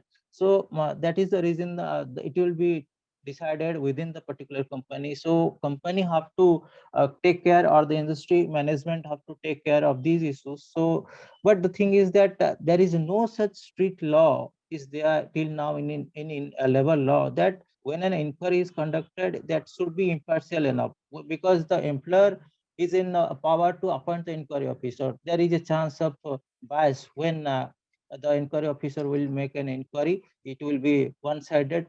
Obviously, he will favor for the employer. So this is the thing, that this is against the natural justice principle, which says that nemo juris causa sua. That means no one should be judged in his own case. But the thing is that when we enacted law, the laws are a defect from these principles. So natural and another is that adi alteram patum, that is called no one should be punished without being hard. That means everyone should be given opportunity to defend himself. But till now, these are the only remain as a justice principles, which have been common law principles. We have enacted laws, we have labor laws, but we have not followed this street provision. We have nowhere mentioned the street provision with regard to these principles. So so fair inquiry we cannot expect from where there we have no such laws are there, and we have lack of provision. So we should concentrate upon the orderly examination of the witness, the employee fair opportunity, and should be given when any inquiry officer has to make an inquiry. He should record his reason for that, why he is giving this much a punishment to a particular employee. Because sometimes what happens, they are inflicting the punishment but without giving any such reason, or we are witnessing that. And when they are inflicting the punishment, and sometimes what happened, for a small misconduct or fault, the employee has to be terminated sometimes, and which also affect his life and liberty and dignity also, so which has been guaranteed by our Indian Constitution. So my observation is that the domestic inquiry in the disciplinary process is a fact-finding procedure, and which is very important for maintaining industrial relations and faith, which ensures a smooth functioning of the industry, which are highly productivity. Because if the employee will dissatisfied every time, how can he give the better participation to the industry? And obviously the productivity will be less. And so every type of prejudice will be condoned. And so another thing is that a step towards the maintaining the principle of natural justice, which I already said to you, that it should be standardized into a penal structure of misconduct, which should be adequately specified in a particular law. That is, Standing Order Act itself has nowhere mentioned that what is the punishment should be given if the commission of if an employee is committing a particular misconduct. Nowhere it has been mentioned. In order to give the employee a fair opportunity to be heard, representative might be chosen from among them, and there could be the arbitrator. There could be also an arbitrator who also given power for the procedure of disciplinary authority to give decision of the inquiry. Sorry. Although the employee is entitled to specific amount of pay during the suspension, frequently employees does not receive any amount when they have been any inquiry is conducted. That is called when they have been suspended, they should given certain amount of money for their livelihood. And to make sure the workers receive their pay, it is the duty of the union representative to be vigilant about the matter. Administrative tribunals might have established to allow an employee to use their right to appeal if they have been dissatisfied of any decision by the employer. So my conclusion is that there are several laws till now prevailing in India, like Industrial Dispute Act, like Standing Order Act, which is a model standing order which is to be adopted by states to enact their own states and companies to enact their standing order, where they have to input the rules and regulation for the employees. So for the benefit of the employer as well as the employee, and for the betterment of the industry, we need a straitjacket law for the misconduct, for which the employer can get the scope to conduct the disciplinary proceeding against the employee if they have been alleged of any misconduct, and the employee also know that these are the things for which I can be punished, any action can be taken. So he may also be aware, he can be aware, and he will avoid from doing such type of things. So till now we have no such law, so we have to concentrate to make these laws, so that and also at the same time alternative dispute resolution method, that is the IIER, it should be adopted in this scenario. So this is my observation. So thank you all of you. Thank you, Santosh Bera, for your wonderful presentation.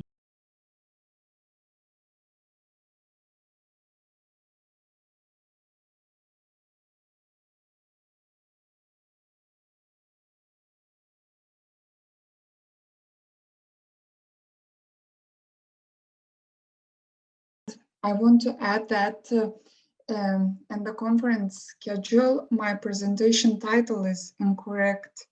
The presentation title should be as it now. It's the same as is in acceptance letter. So if you can mail us, I will look into it. I'll share the email ID of mine, so you can just put me in CC. I will rectify. We will help you to rectify it. Thank you. Please go ahead. Okay, thank you. So hello everyone. I am Agne Vasiliauskaitė from Lithuanian University of Health Sciences, and today I want to present my presentation on the topic utilization of bioreactor RTS-1C for the selection of dairy bioproducts as a low-cost culture medium for Lactocacea bacillus paracasei A11 biomass production. Relevance of the topic. In 2020, Europe produced almost 184 million tons of milk. Nearly 50% of that milk was used for cheese production, where 80–90% of the milk volume is expelled as whey, resulting in 54.8 million tons of liquid whey, which is considered as a waste material by small and medium dairy plants. Currently, MRS broth is widely used for lactic acid bacteria growth, but however, this medium costs a lot, and time-consuming biomass processing procedures limit its use under specific laboratory conditions. On the other hand, byproducts of dairy industry, such as sweet and acid whey protein concentrates and their permates, could be an affordable lactic acid bacteria cultivation media, providing an alternative for the repurposing of dairy byproducts. And because of that, the main purpose of this work was to use bioreactor for the selection of dairy bioproducts as a potential probiotic Lactocacea bacillus paracasei A11 growth media. Study scheme and methods. Firstly, we isolated indigenous lactic acid bacteria from Lithuanian fermented raw cow's milk. By the selection according to technological and safety features, we isolated, identified, and selected Lactocacea bacillus paracasei, which we called A11. The second step was usage of secondary raw materials from milk products production. We used acid whey permate, acid whey protein concentrate, and whey protein concentrate, and also MRS broth as a control. We combined sterile distillated water L-paracaceae suspension with these growth media. We used tube spin vessels, which we inserted in bioreactor for the biomass production. And the experiment results: growth kinetics of L-paracaceae A11 in MRS broth and whey protein concentrate. No growth of L-paracaceae was observed in acid whey permate by bioreactor, while other three dairy growth media provided the suitable conditions for growth. We observed that rapid change in optical density in MRS and whey protein concentrate with similar of these two media doubling times of the strain, 2.14 and 2.10 hours respectively. Growth kinetics of L-paracaceae A11 in whey permate and acid whey protein concentrate. Cultivation in whey permate and acid whey protein concentrate induced a deoxy growth of L-paracaceae strain in the first exponential phase with the doubling time of 2.7 hours and 3.5 hours when the strain adapted to consume glucose.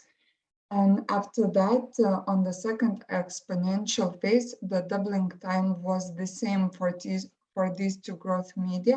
It was 15 hours when the strain adapted to consume galactose and lactose, producing lactic acid and lactates. pH and lactic acid bacteria counts in whey protein concentrate, whey permate, acid whey protein concentrate, and acid whey permate during 48 hours in culture flasks cultivated in thermostat at 37 degrees.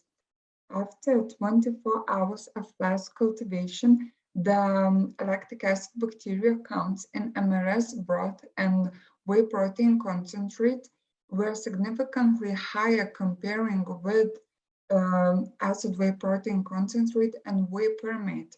The pH drop in MRS broth and whey protein concentrate after 24 hours of cultivation was more pronounced compared to other growth media, which showed a slight or no significant reduction in pH at the same time point.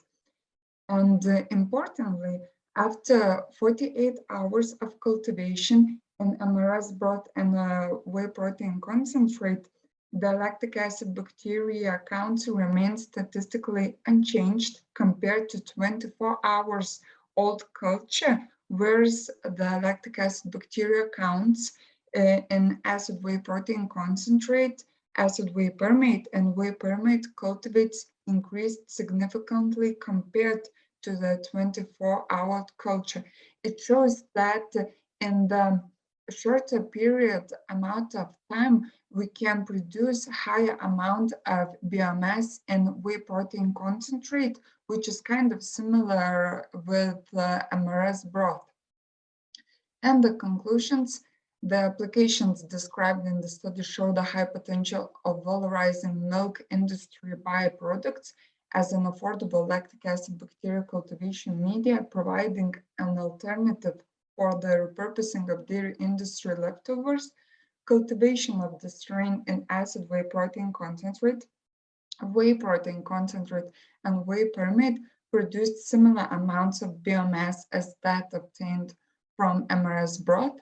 The fact that some acid-tolerant lactic acid bacteria species are able to effectively reproduce in plain acidic dairy byproducts opens the opportunity to employ this growth media for commercial biomass production. So that will be all. Thank you for your attention. Thank you. Thank you for your wonderful presentation, ma'am.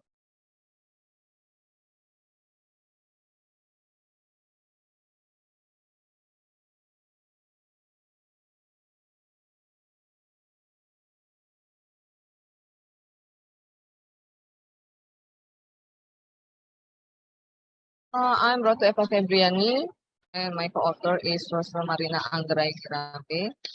We will share our study about proper public spending efficiency in Java with the IIER and discriminant approach.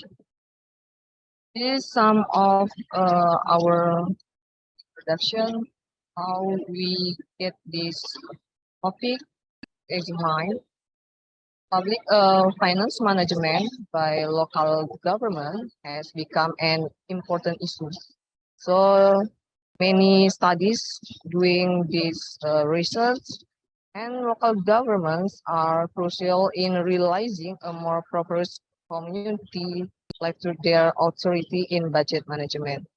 Indonesia doing some expansion of regional in 2002 and then spread to the 2014. So now in Indonesia has 145 new regions.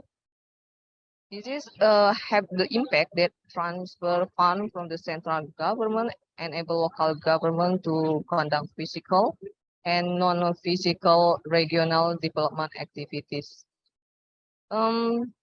There's some difference in the efficiency level of government spending in each region because there is some question about the provision of public services by the state.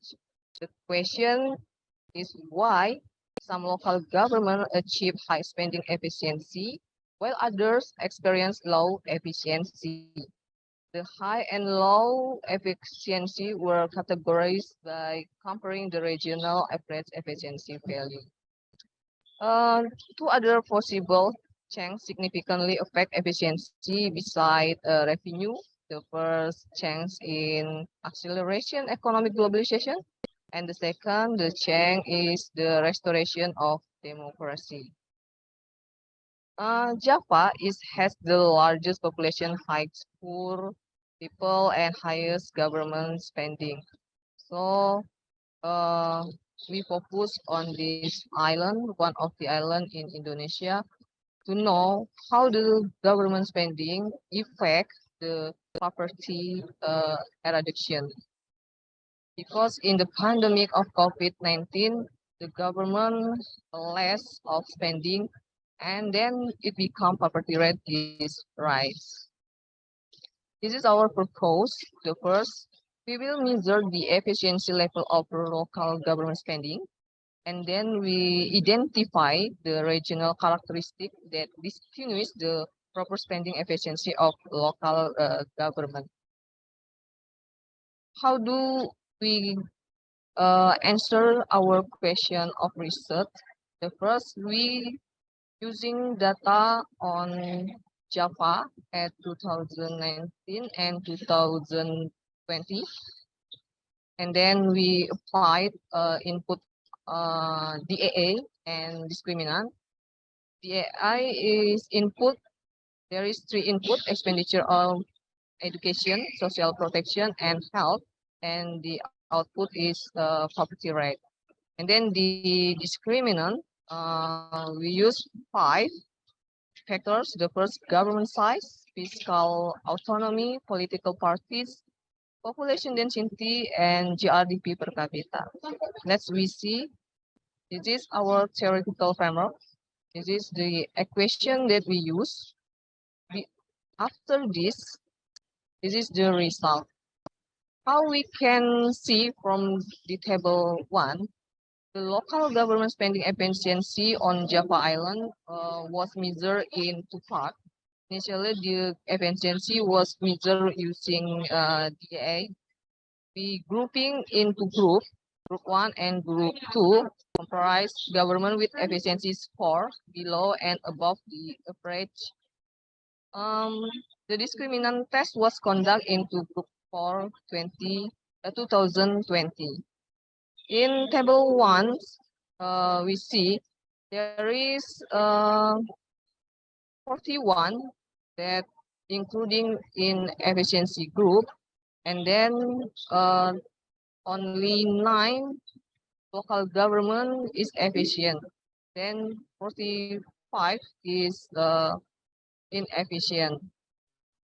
And in 2020 is a bit like interesting because in this when the pandemic happened, the local efficiency government is rise. There we can see in the 12.3% or on the number is 12 local government. This is telling us that there is a shift in the government spending. In 2020 is more effective or more efficient than in 2019. And we continue to make what is the factor that can be distinguished or with the discriminant factors. From the 5 of our factor, including in this equation, only 3 that has a big effect or distinguish the difference of efficient local government and in non-efficient local government.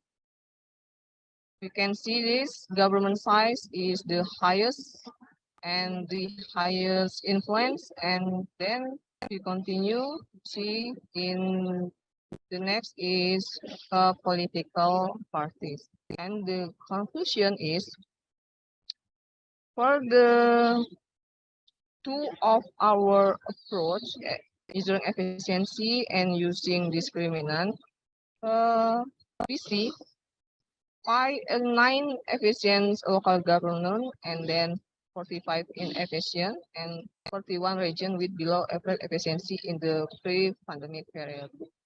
In 2002, 12 more regions experienced improved government spending efficiency.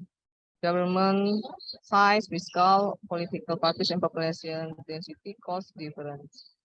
Large government size are owned by local government with low efficiency. This implies a negative relationship between government size and spending efficiency. Local government with large expenditure are more inefficient in spending to reduce poverty. In Java, the estimation results show a negative relationship between government size and spending efficiency. So this is our finding of our research. Thank you for your attention. Thank you for your presentation. Nice work. Please do share your email address and affiliation in the chat box. We'll get in touch. Thank you.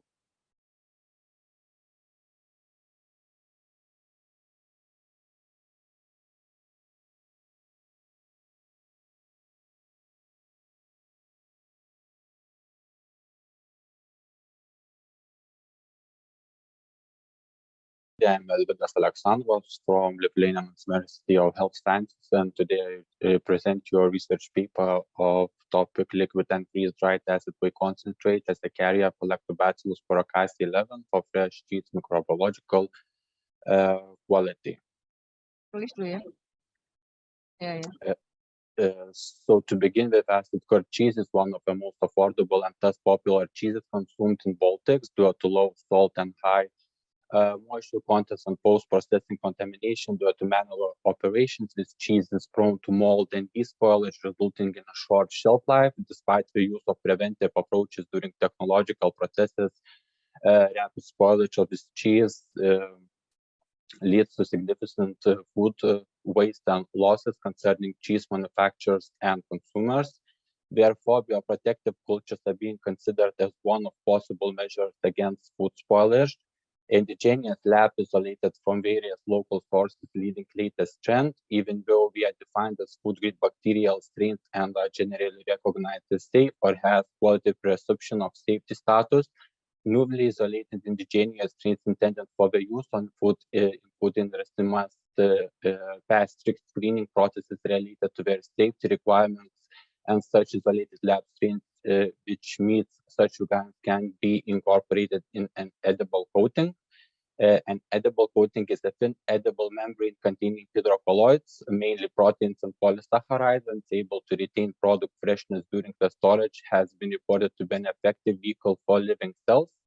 Since ultrafiltration is most widely used by the factories to acquire liquid acid whey protein concentrate from acid whey, this technology provides good base for the coating formulation containing proteins and sugar to support not only incorporated strain survivability, but also may act as antimicrobial agent in food applications.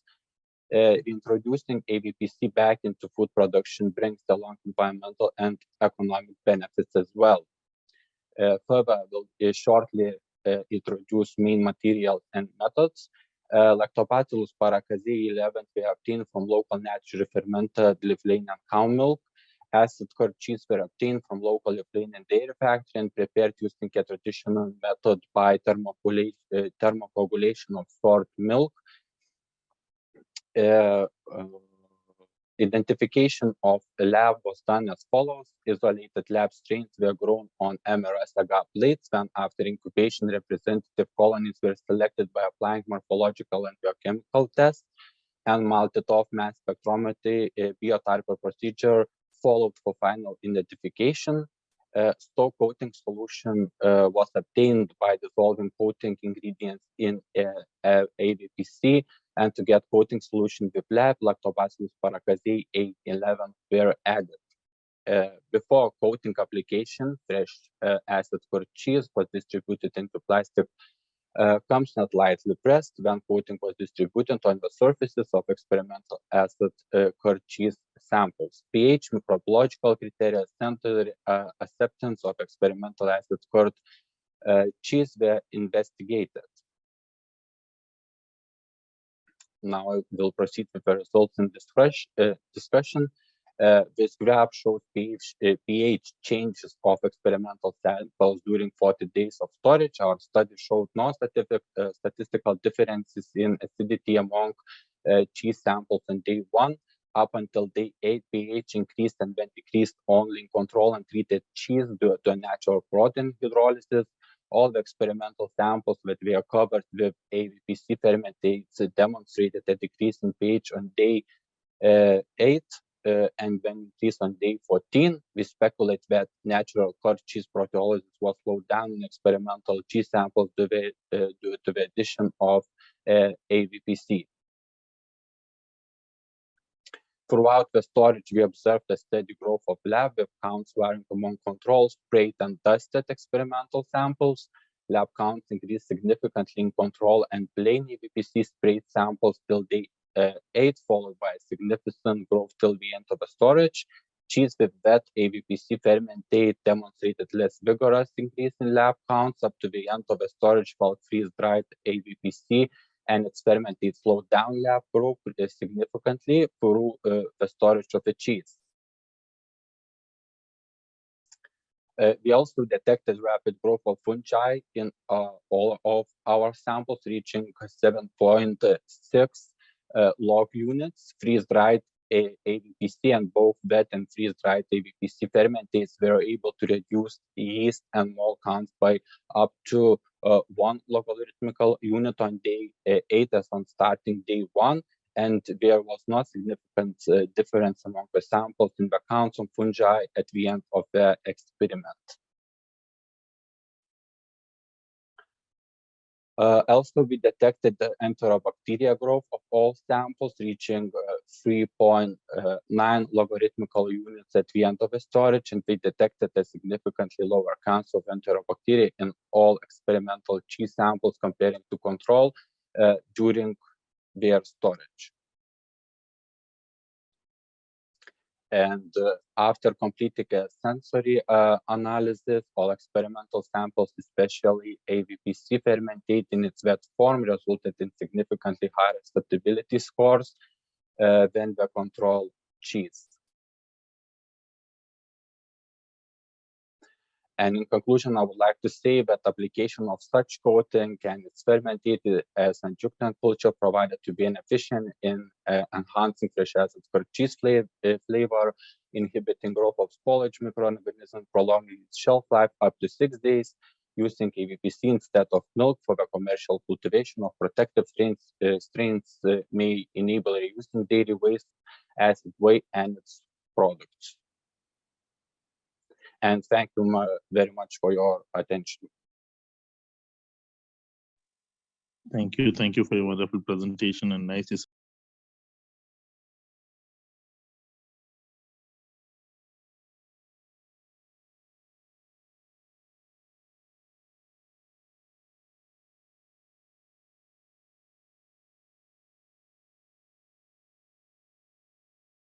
Hello, everyone. My name is Fawad Khan, and the topic of my presentation is the long-term effect of a conventional organic synthetic fertilizer cultivation system and an organic fertilizer system, including legumes on nitrogen and tenure processes. So before we are going into detail, we have to understand the end dilemma that farmers are using more fertilizer to obtain more yield from the agriculture system, which may lead to the climatic change, eutrophication, and water pollution. And we have two forms of nitrogen. One is reactive nitrogen that is biologically, phytochemically, and radiatively active. And the other one is the molecular nitrogen that our atmosphere is composed about 80% of this molecular nitrogen. So one survey is done in Europe, and that is called Eurostat survey, that the end fertilization is really increased in Europe as well as in other countries, and then it is exported in the form of harvest. So here you can see in this figure, if the 100% of fertilization is applied to the agriculture system, then 60% it is obtained, get back in the form of yield, and the other are emitted into the atmosphere and leaching, etc. So if we assume that if we decrease these losses, then we could improve the nitrogen use efficiency. But sound nitrogen use efficiency is not an easy task. We have to understand the nitrogen cycle first. So N2 is fixed industrially as well as biologically in the form of ammonium. And then this ammonium is taken up by plants, or either immobilized by microbe, or either it is converted into the nitrate with the help of nitrifying bacteria. Or either this ammonium can be volatilized in the form of ammonia. Once it converts to the nitrate, then in the process of denitrification, it is again converted into the N2, and then it could also be taken up by plants, and then the plants are converted to the soil organic matter, and with the help of microorganism, it is decomposed and mineralized again in the form of ammonium. So in the end cycle, the process of mineralization, immobilization, nitrification, and denitrification, these 4 steps are very important. And several approaches are widely applied to reduce the end losses from agriculture system, like the 4-on concept that fertilizer should be applied at right source, right rate, right time, and right place, irrigate wisely, and return crop residues to the agriculture system, and legume cultivation and crop rotation, enhanced efficiency fertilizer to reduce the end emission, and manure treatment like separation and acidification to reduce the pH of soil, and then to reduce the end loss reduction approach. But these approaches are very traditional, and recent, the legume cultivation and crop rotation in Europe, it is increased, highly increased. So what is legumes cultivation? Legumes are the plants that belong to pea family, and the microorganism like rhizobia, it is living in the root nodules of these plants that can fix atmospheric N2, atmospheric nitrogen, and give it to the plants. And the repay back plants give carbohydrates to these microorganisms. And once these plants are decomposed into the soil, then these plants are decomposed with the help of microorganism, and microorganism immobilize the nitrogen from these plants and give to the other plants, so the other plants yield and health could be improved with these nitrogen. The other benefits of legumes that it's increase the soil organic matter, the improve soil porosity, increase yield and soil health, etc. So here, these two agriculture farm is in Germany. It's located in Gießen. And the one field is the organic field that contains more than 3 years legumes and crop rotation and receive organic fertilizer. So this field is totally organic field. And the other one is conventional field, no legumes and crop rotation, and it receives sometimes organic and sometimes synthetic fertilizer to create a humus content in this field. So we are comparing these two fields, soil capacities, yield, etc. So the hypothesis was the long-term application of the organic fertilizer increase soil organic matter mineralization and availability between fertilization events. Increased share of legumes in crop rotation lead to the more closed N cycle as microbes are adjusted to quickly immobilization of N from decaying roots nodule, while the specific objective was the determination of N turnover rates, mineralization, nitrification, immobilization of two adjacent sites with different management history, organic management approach and conventional management approach, and which humus buildup was specifically supported. So this was the experimental design in 2021 that in both fields, one was the green rye grass season and the other one was the maize season. So the green rye grass was from February to May, at the end of May, and then from June to September, end of September, it is both fields include the, both fields were grown with maize. These are the some other fertilization events for both the fields that was, everything was same, except the weed control that was done manually in the organic field. And here are the some gross rates of mineralization, nitrification, and immobilization that were done in both fields. So the method, according to the pool, isotopic pool dilution, that the soil sample was taken from both fields and then it is measured and then divided into two parts. One part is labeled with the ammonium sulfate 15N, and the other part is the labeled with the potassium nitrate. And then again, it is subdivided into the 4 parts, time 0 and time 1.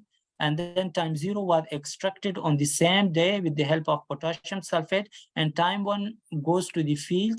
And then after 24 hours, it was extracted as time 0. And then this extract solution was passed with the help of a divided alloy and acidified filters that convert ammonium into the form of ammonia, and then it is harvested with the filters. And then these filters were measured with the IRMS analysis to give us the 15N content on these filters. So the result shows that this table shows the initial result before we developed the experiment. We took some physiochemical data from both fields to know about the pH, total organic carbon, nitrogen, and the CN ratio, bulk density content of both fields. So it showed that the pH, TOC, TN, and CN was higher in the conventional field as compared to the organic field, while the bulk density was higher in the organic field as compared to the conventional field. Then this is the main graph, which includes 8 panels, and the first panel shows the environmental parameter like the soil water content and the precipitation. The other shows the soil temperature and the air temperature of both fields. The red is the conventional field, and the green is the organic field.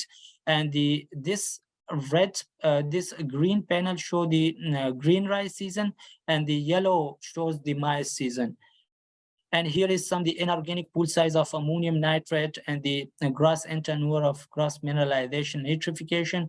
and the gross microbial intermolar ammonium immobilization by the IPD method and the reformed Francis method, while here is the nitrate immobilization by the isotopic pool dilution method and reformed Francis method. Here is the N2O emission from both of fields. So in tendency, higher ammonium was found in the organic field as compared to the conventional field, while the nitrate concentration was higher in the conventional field as compared to the organic field. And this is because that the conventional field received both the organic and synthetic fertilizer, which really create a humus and that field. The gross mineralization and nitrification was somehow higher in the conventional field as well, with the two significant values of the two loss deaths. However, the isotopic pool dilution, ammonium immobilization, and the nitrate immobilization was lower in the organic field as compared to the conventional field. Here, on 7th April, we applied the fertilizer, and then on 28th of May, we apply the fertilizer. So with the fertilization, the N2O emission get higher into the peak, and then it slowly decrease. Here again, it's after the second fertilization, it increase and then decrease. Here is some, here it shows the high peak of the organic field, because the soil organic soil water content was higher in this case. So the legumes, in the legumes field, the nitrifier bacteria are active, and which shows the higher N2O emission in just organic fields. So annually, it shows that the mineralization, nitrification, ammonium immobilization, nitrate immobilization are calculated by the IPD method and the reformed Francis method, that intensity higher mineralization, nitrification, and gross microbial turnover was shown by the conventional field as compared to the organic field. However, there was no significant difference in the annual results. So the conclusion showed that the higher mineralization and nitrification were observed in conventional field, higher soil organic carbon and nitrate concentration, lower bulk densities. It's also shown by the conventional field. And CF will decrease vulnerability of N losses with the root of denitrification and N leaching due to the pronounced relative difference in nitrate immobilization compared to the organic field. Both systems were encouraged to build up long-term humus, resulting in the conventional system having greater C content and higher N turnover rates. Furthermore, it is believed that a multi-year trial period with a higher temporal resolution would be helpful for a more precise evaluation of the impact of management activities and more accurate seasonal forecasts. Thanks for your attention. Thank you, sir. Very nice research work. We'll be in touch, sir. Please do share your email address and details in the chat box. We'll get in touch with you, sir. Sure. Good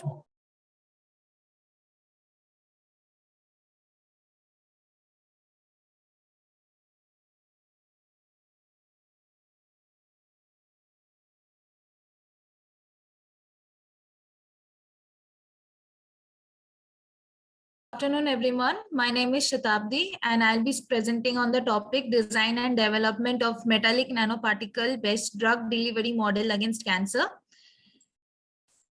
So, is the slides changing when I'm? Yes. Okay. So, as we know, cancer is one of the most deadliest diseases in the world, and many new cases are found in each and every year. In India, basically, there is 1 in 8 women that we can find that she's suffering from cancer.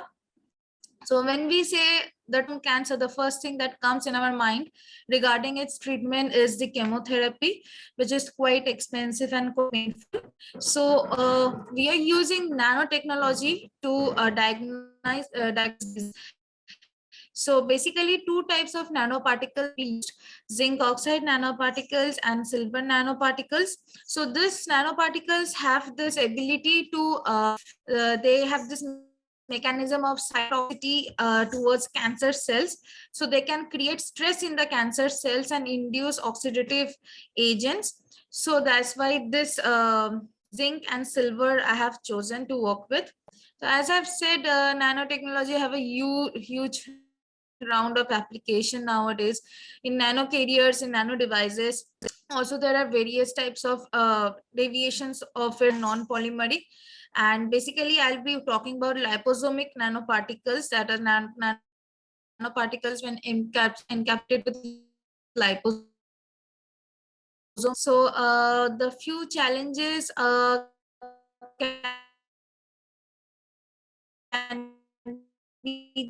when we're creating the nanoparticle and encapsulating it with the liposome, how it is reacting when we are inducing it into the cell, and then the attaching of the lipid particles to the cells.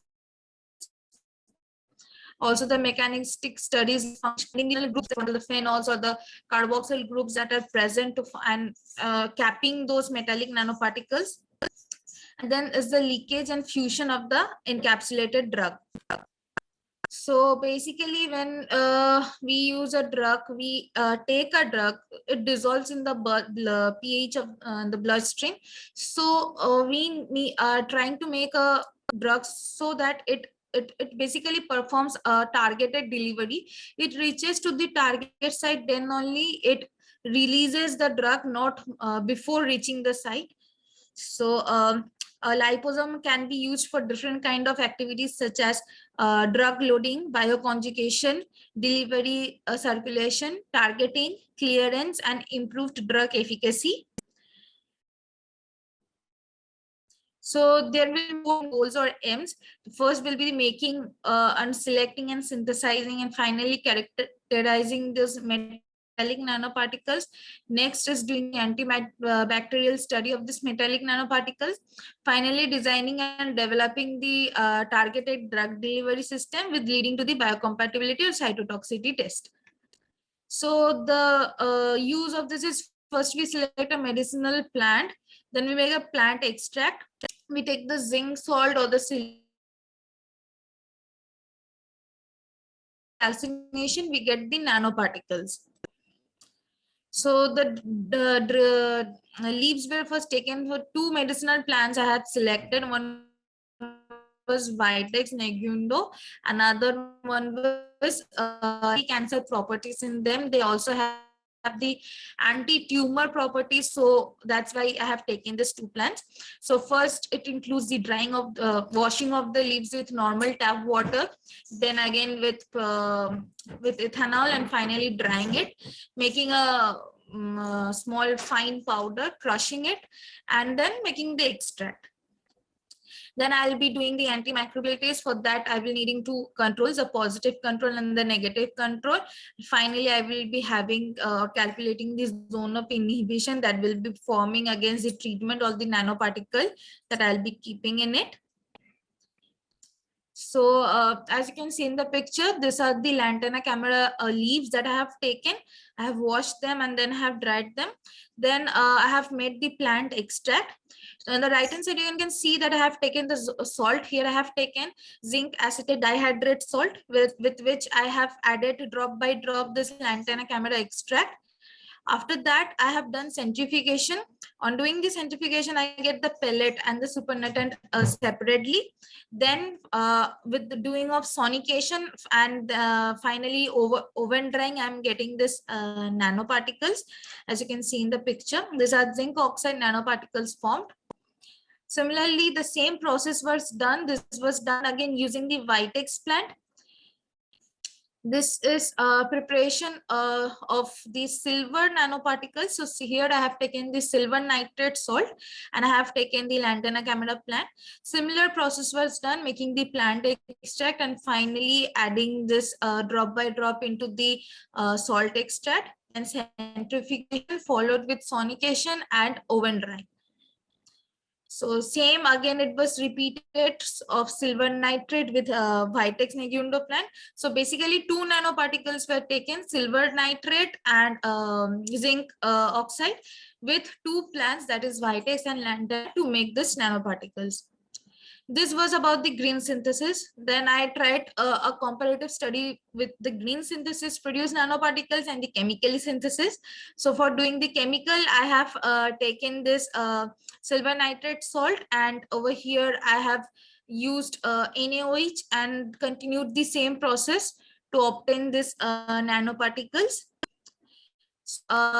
In the case of similar with zinc oxide, I have taken the zinc acetate dihydrate salt, and here I have used CMC as a capping agent and NaOH as a reducing agent, and I have made the zinc oxide nanoparticles. So after making the nanoparticles to check for the characterization, first we did this kind of UV vis spectrum test. So here we can observe that the nanoparticles have we took different wavelength range from 200 to 400 nanometer, and the absorbance peak was obtained, as you can see in the picture, for the silver particles obtained from lantana plant, for the silver particles that were chemically synthesized, and finally for the silver particles that were obtained through Vitex plant. Similar UV vis graphs were obtained for zinc nanoparticles, zinc oxide nanoparticles that were obtained from green synthesis using Vitex and lantana plant extract, and for the chemical synthesis method also. Next characterization test was done for the FTIR. So here all the nanoparticles were again placed, and we can see different kind of peaks we have got. So this basically indicates the functional groups that were present. So the functional groups that were present helps us to know that the green synthesis plant contains some functional groups like phenols or carboxylics, and while the chemical synthesis doesn't involve those kind of functional groups. These groups basically do not cause any DNA damage, yet participate in inhibiting the growth of cancer cells. So this is the functional group and the range that I was talking about. Next characterization text was the dynamic light scattering. So here we can see that I can see that the nanoparticle that I have obtained, the range is much between 100 to 500 nanometer for lantana chemical, lantana silver, chemical silver, and Vitex silver. Similarly, this favorable range was obtained for zinc oxide nanoparticles that was obtained from lantana plant. I got it within a range of 80 nanometer, and so the optimization that I had done was basically with sonication and without sonication. When all those tests were performed without doing sonication, the ranges were quite high, and the size was about 975 nanometer, as you can see, for the silver nanoparticles from the lantana plant, and from the silver nanoparticles that were chemically synthesized, the size range was of 522 nanometer. But when same thing was done with a sonication of 3 minutes, I got the silver nanoparticles that were chemically synthesized within the range of 35 nanometer. And from the Vitex plant, I got within the range of 196 nanometer. Then I did the antibacterial test. So this was an advantage because other than providing an anti-cancerous agent also, I was checking whether they were acting against the bacteria also. So the test, I used basically two microorganisms for this, Pseudomonas aeruginosa and Escherichia coli. So for this, you can see that I have taken two controls, a positive control and the negative control, and I have taken the antibiotic in the positive control and this autoclave distilled water in negative control. I have placed my nanoparticles in the treatment zone, and you can clearly see a hollow region formed around it, a spherical shape, which shows the zone of inhibition that it has occurred, and the microbes didn't come to near that zone. Similar thing was done with the microorganism. So you can see in the above pictures. So this is the result of the antibacterial test. So for approximately 21.6 millimeter of zone of inhibition was obtained regarding the silver nanoparticles that were obtained from lantana plant, and 24.1 millimeter for chemically synthesized silver. Also for in E. coli, I can see that the silver nanoparticles gave a range of 19.6 millimeter, and silver for lantana plant gave approx 15.7 millimeter. So this is the cross-sectional picture of the liposome. So that is the phospholipid, as you can see, and with the hydrophobic tail and hydrophilic head, and the aqueous core in the middle, which will contain the drugs. So the nanoparticle will be used in this kind of way. So the two bilayeric lipid bilayer will be there, which will encapsulate the nanoparticles and the drugs that I will use against cancer. Above this whole region, the receptor molecules will be there. This will act as for targeting the cancer cells and to reach to them. They will only bind to specific cancerous cells only. For different kind of cancer, different active drug molecules can be used. For example, anthracyclines or taxanes. So active or passive targeting can be used depending on what kind of thing it will be needed. So passive targeting basically will have this following factors like inflammation, infection, EPR effect, and active targeting will use the biochemical targets like organs and intracellular or cellular organelles, and they will involve in promoting transcriptional targeting and sandwich targeting. So this is basically happening. The green spherical shaped objects are the normal cells that you can see, and on the right hand side you can see the cancerous cell. So whenever it is detecting that cancerous cells are there present, so the targeting ligands will attach to the receptors, and once it reaches over there, they will elude through those endothelial cells, and then the chemotherapeutic drugs will come out from this. Then also the nanoparticles will come, finally killing the cancerous cells or inhibiting their growth. So this is the mechanism of how it works. So future plan for this is like the filing for patent for any zinc oxide nanoparticle based liposome carrier for women, cancer for breast treatment can be used.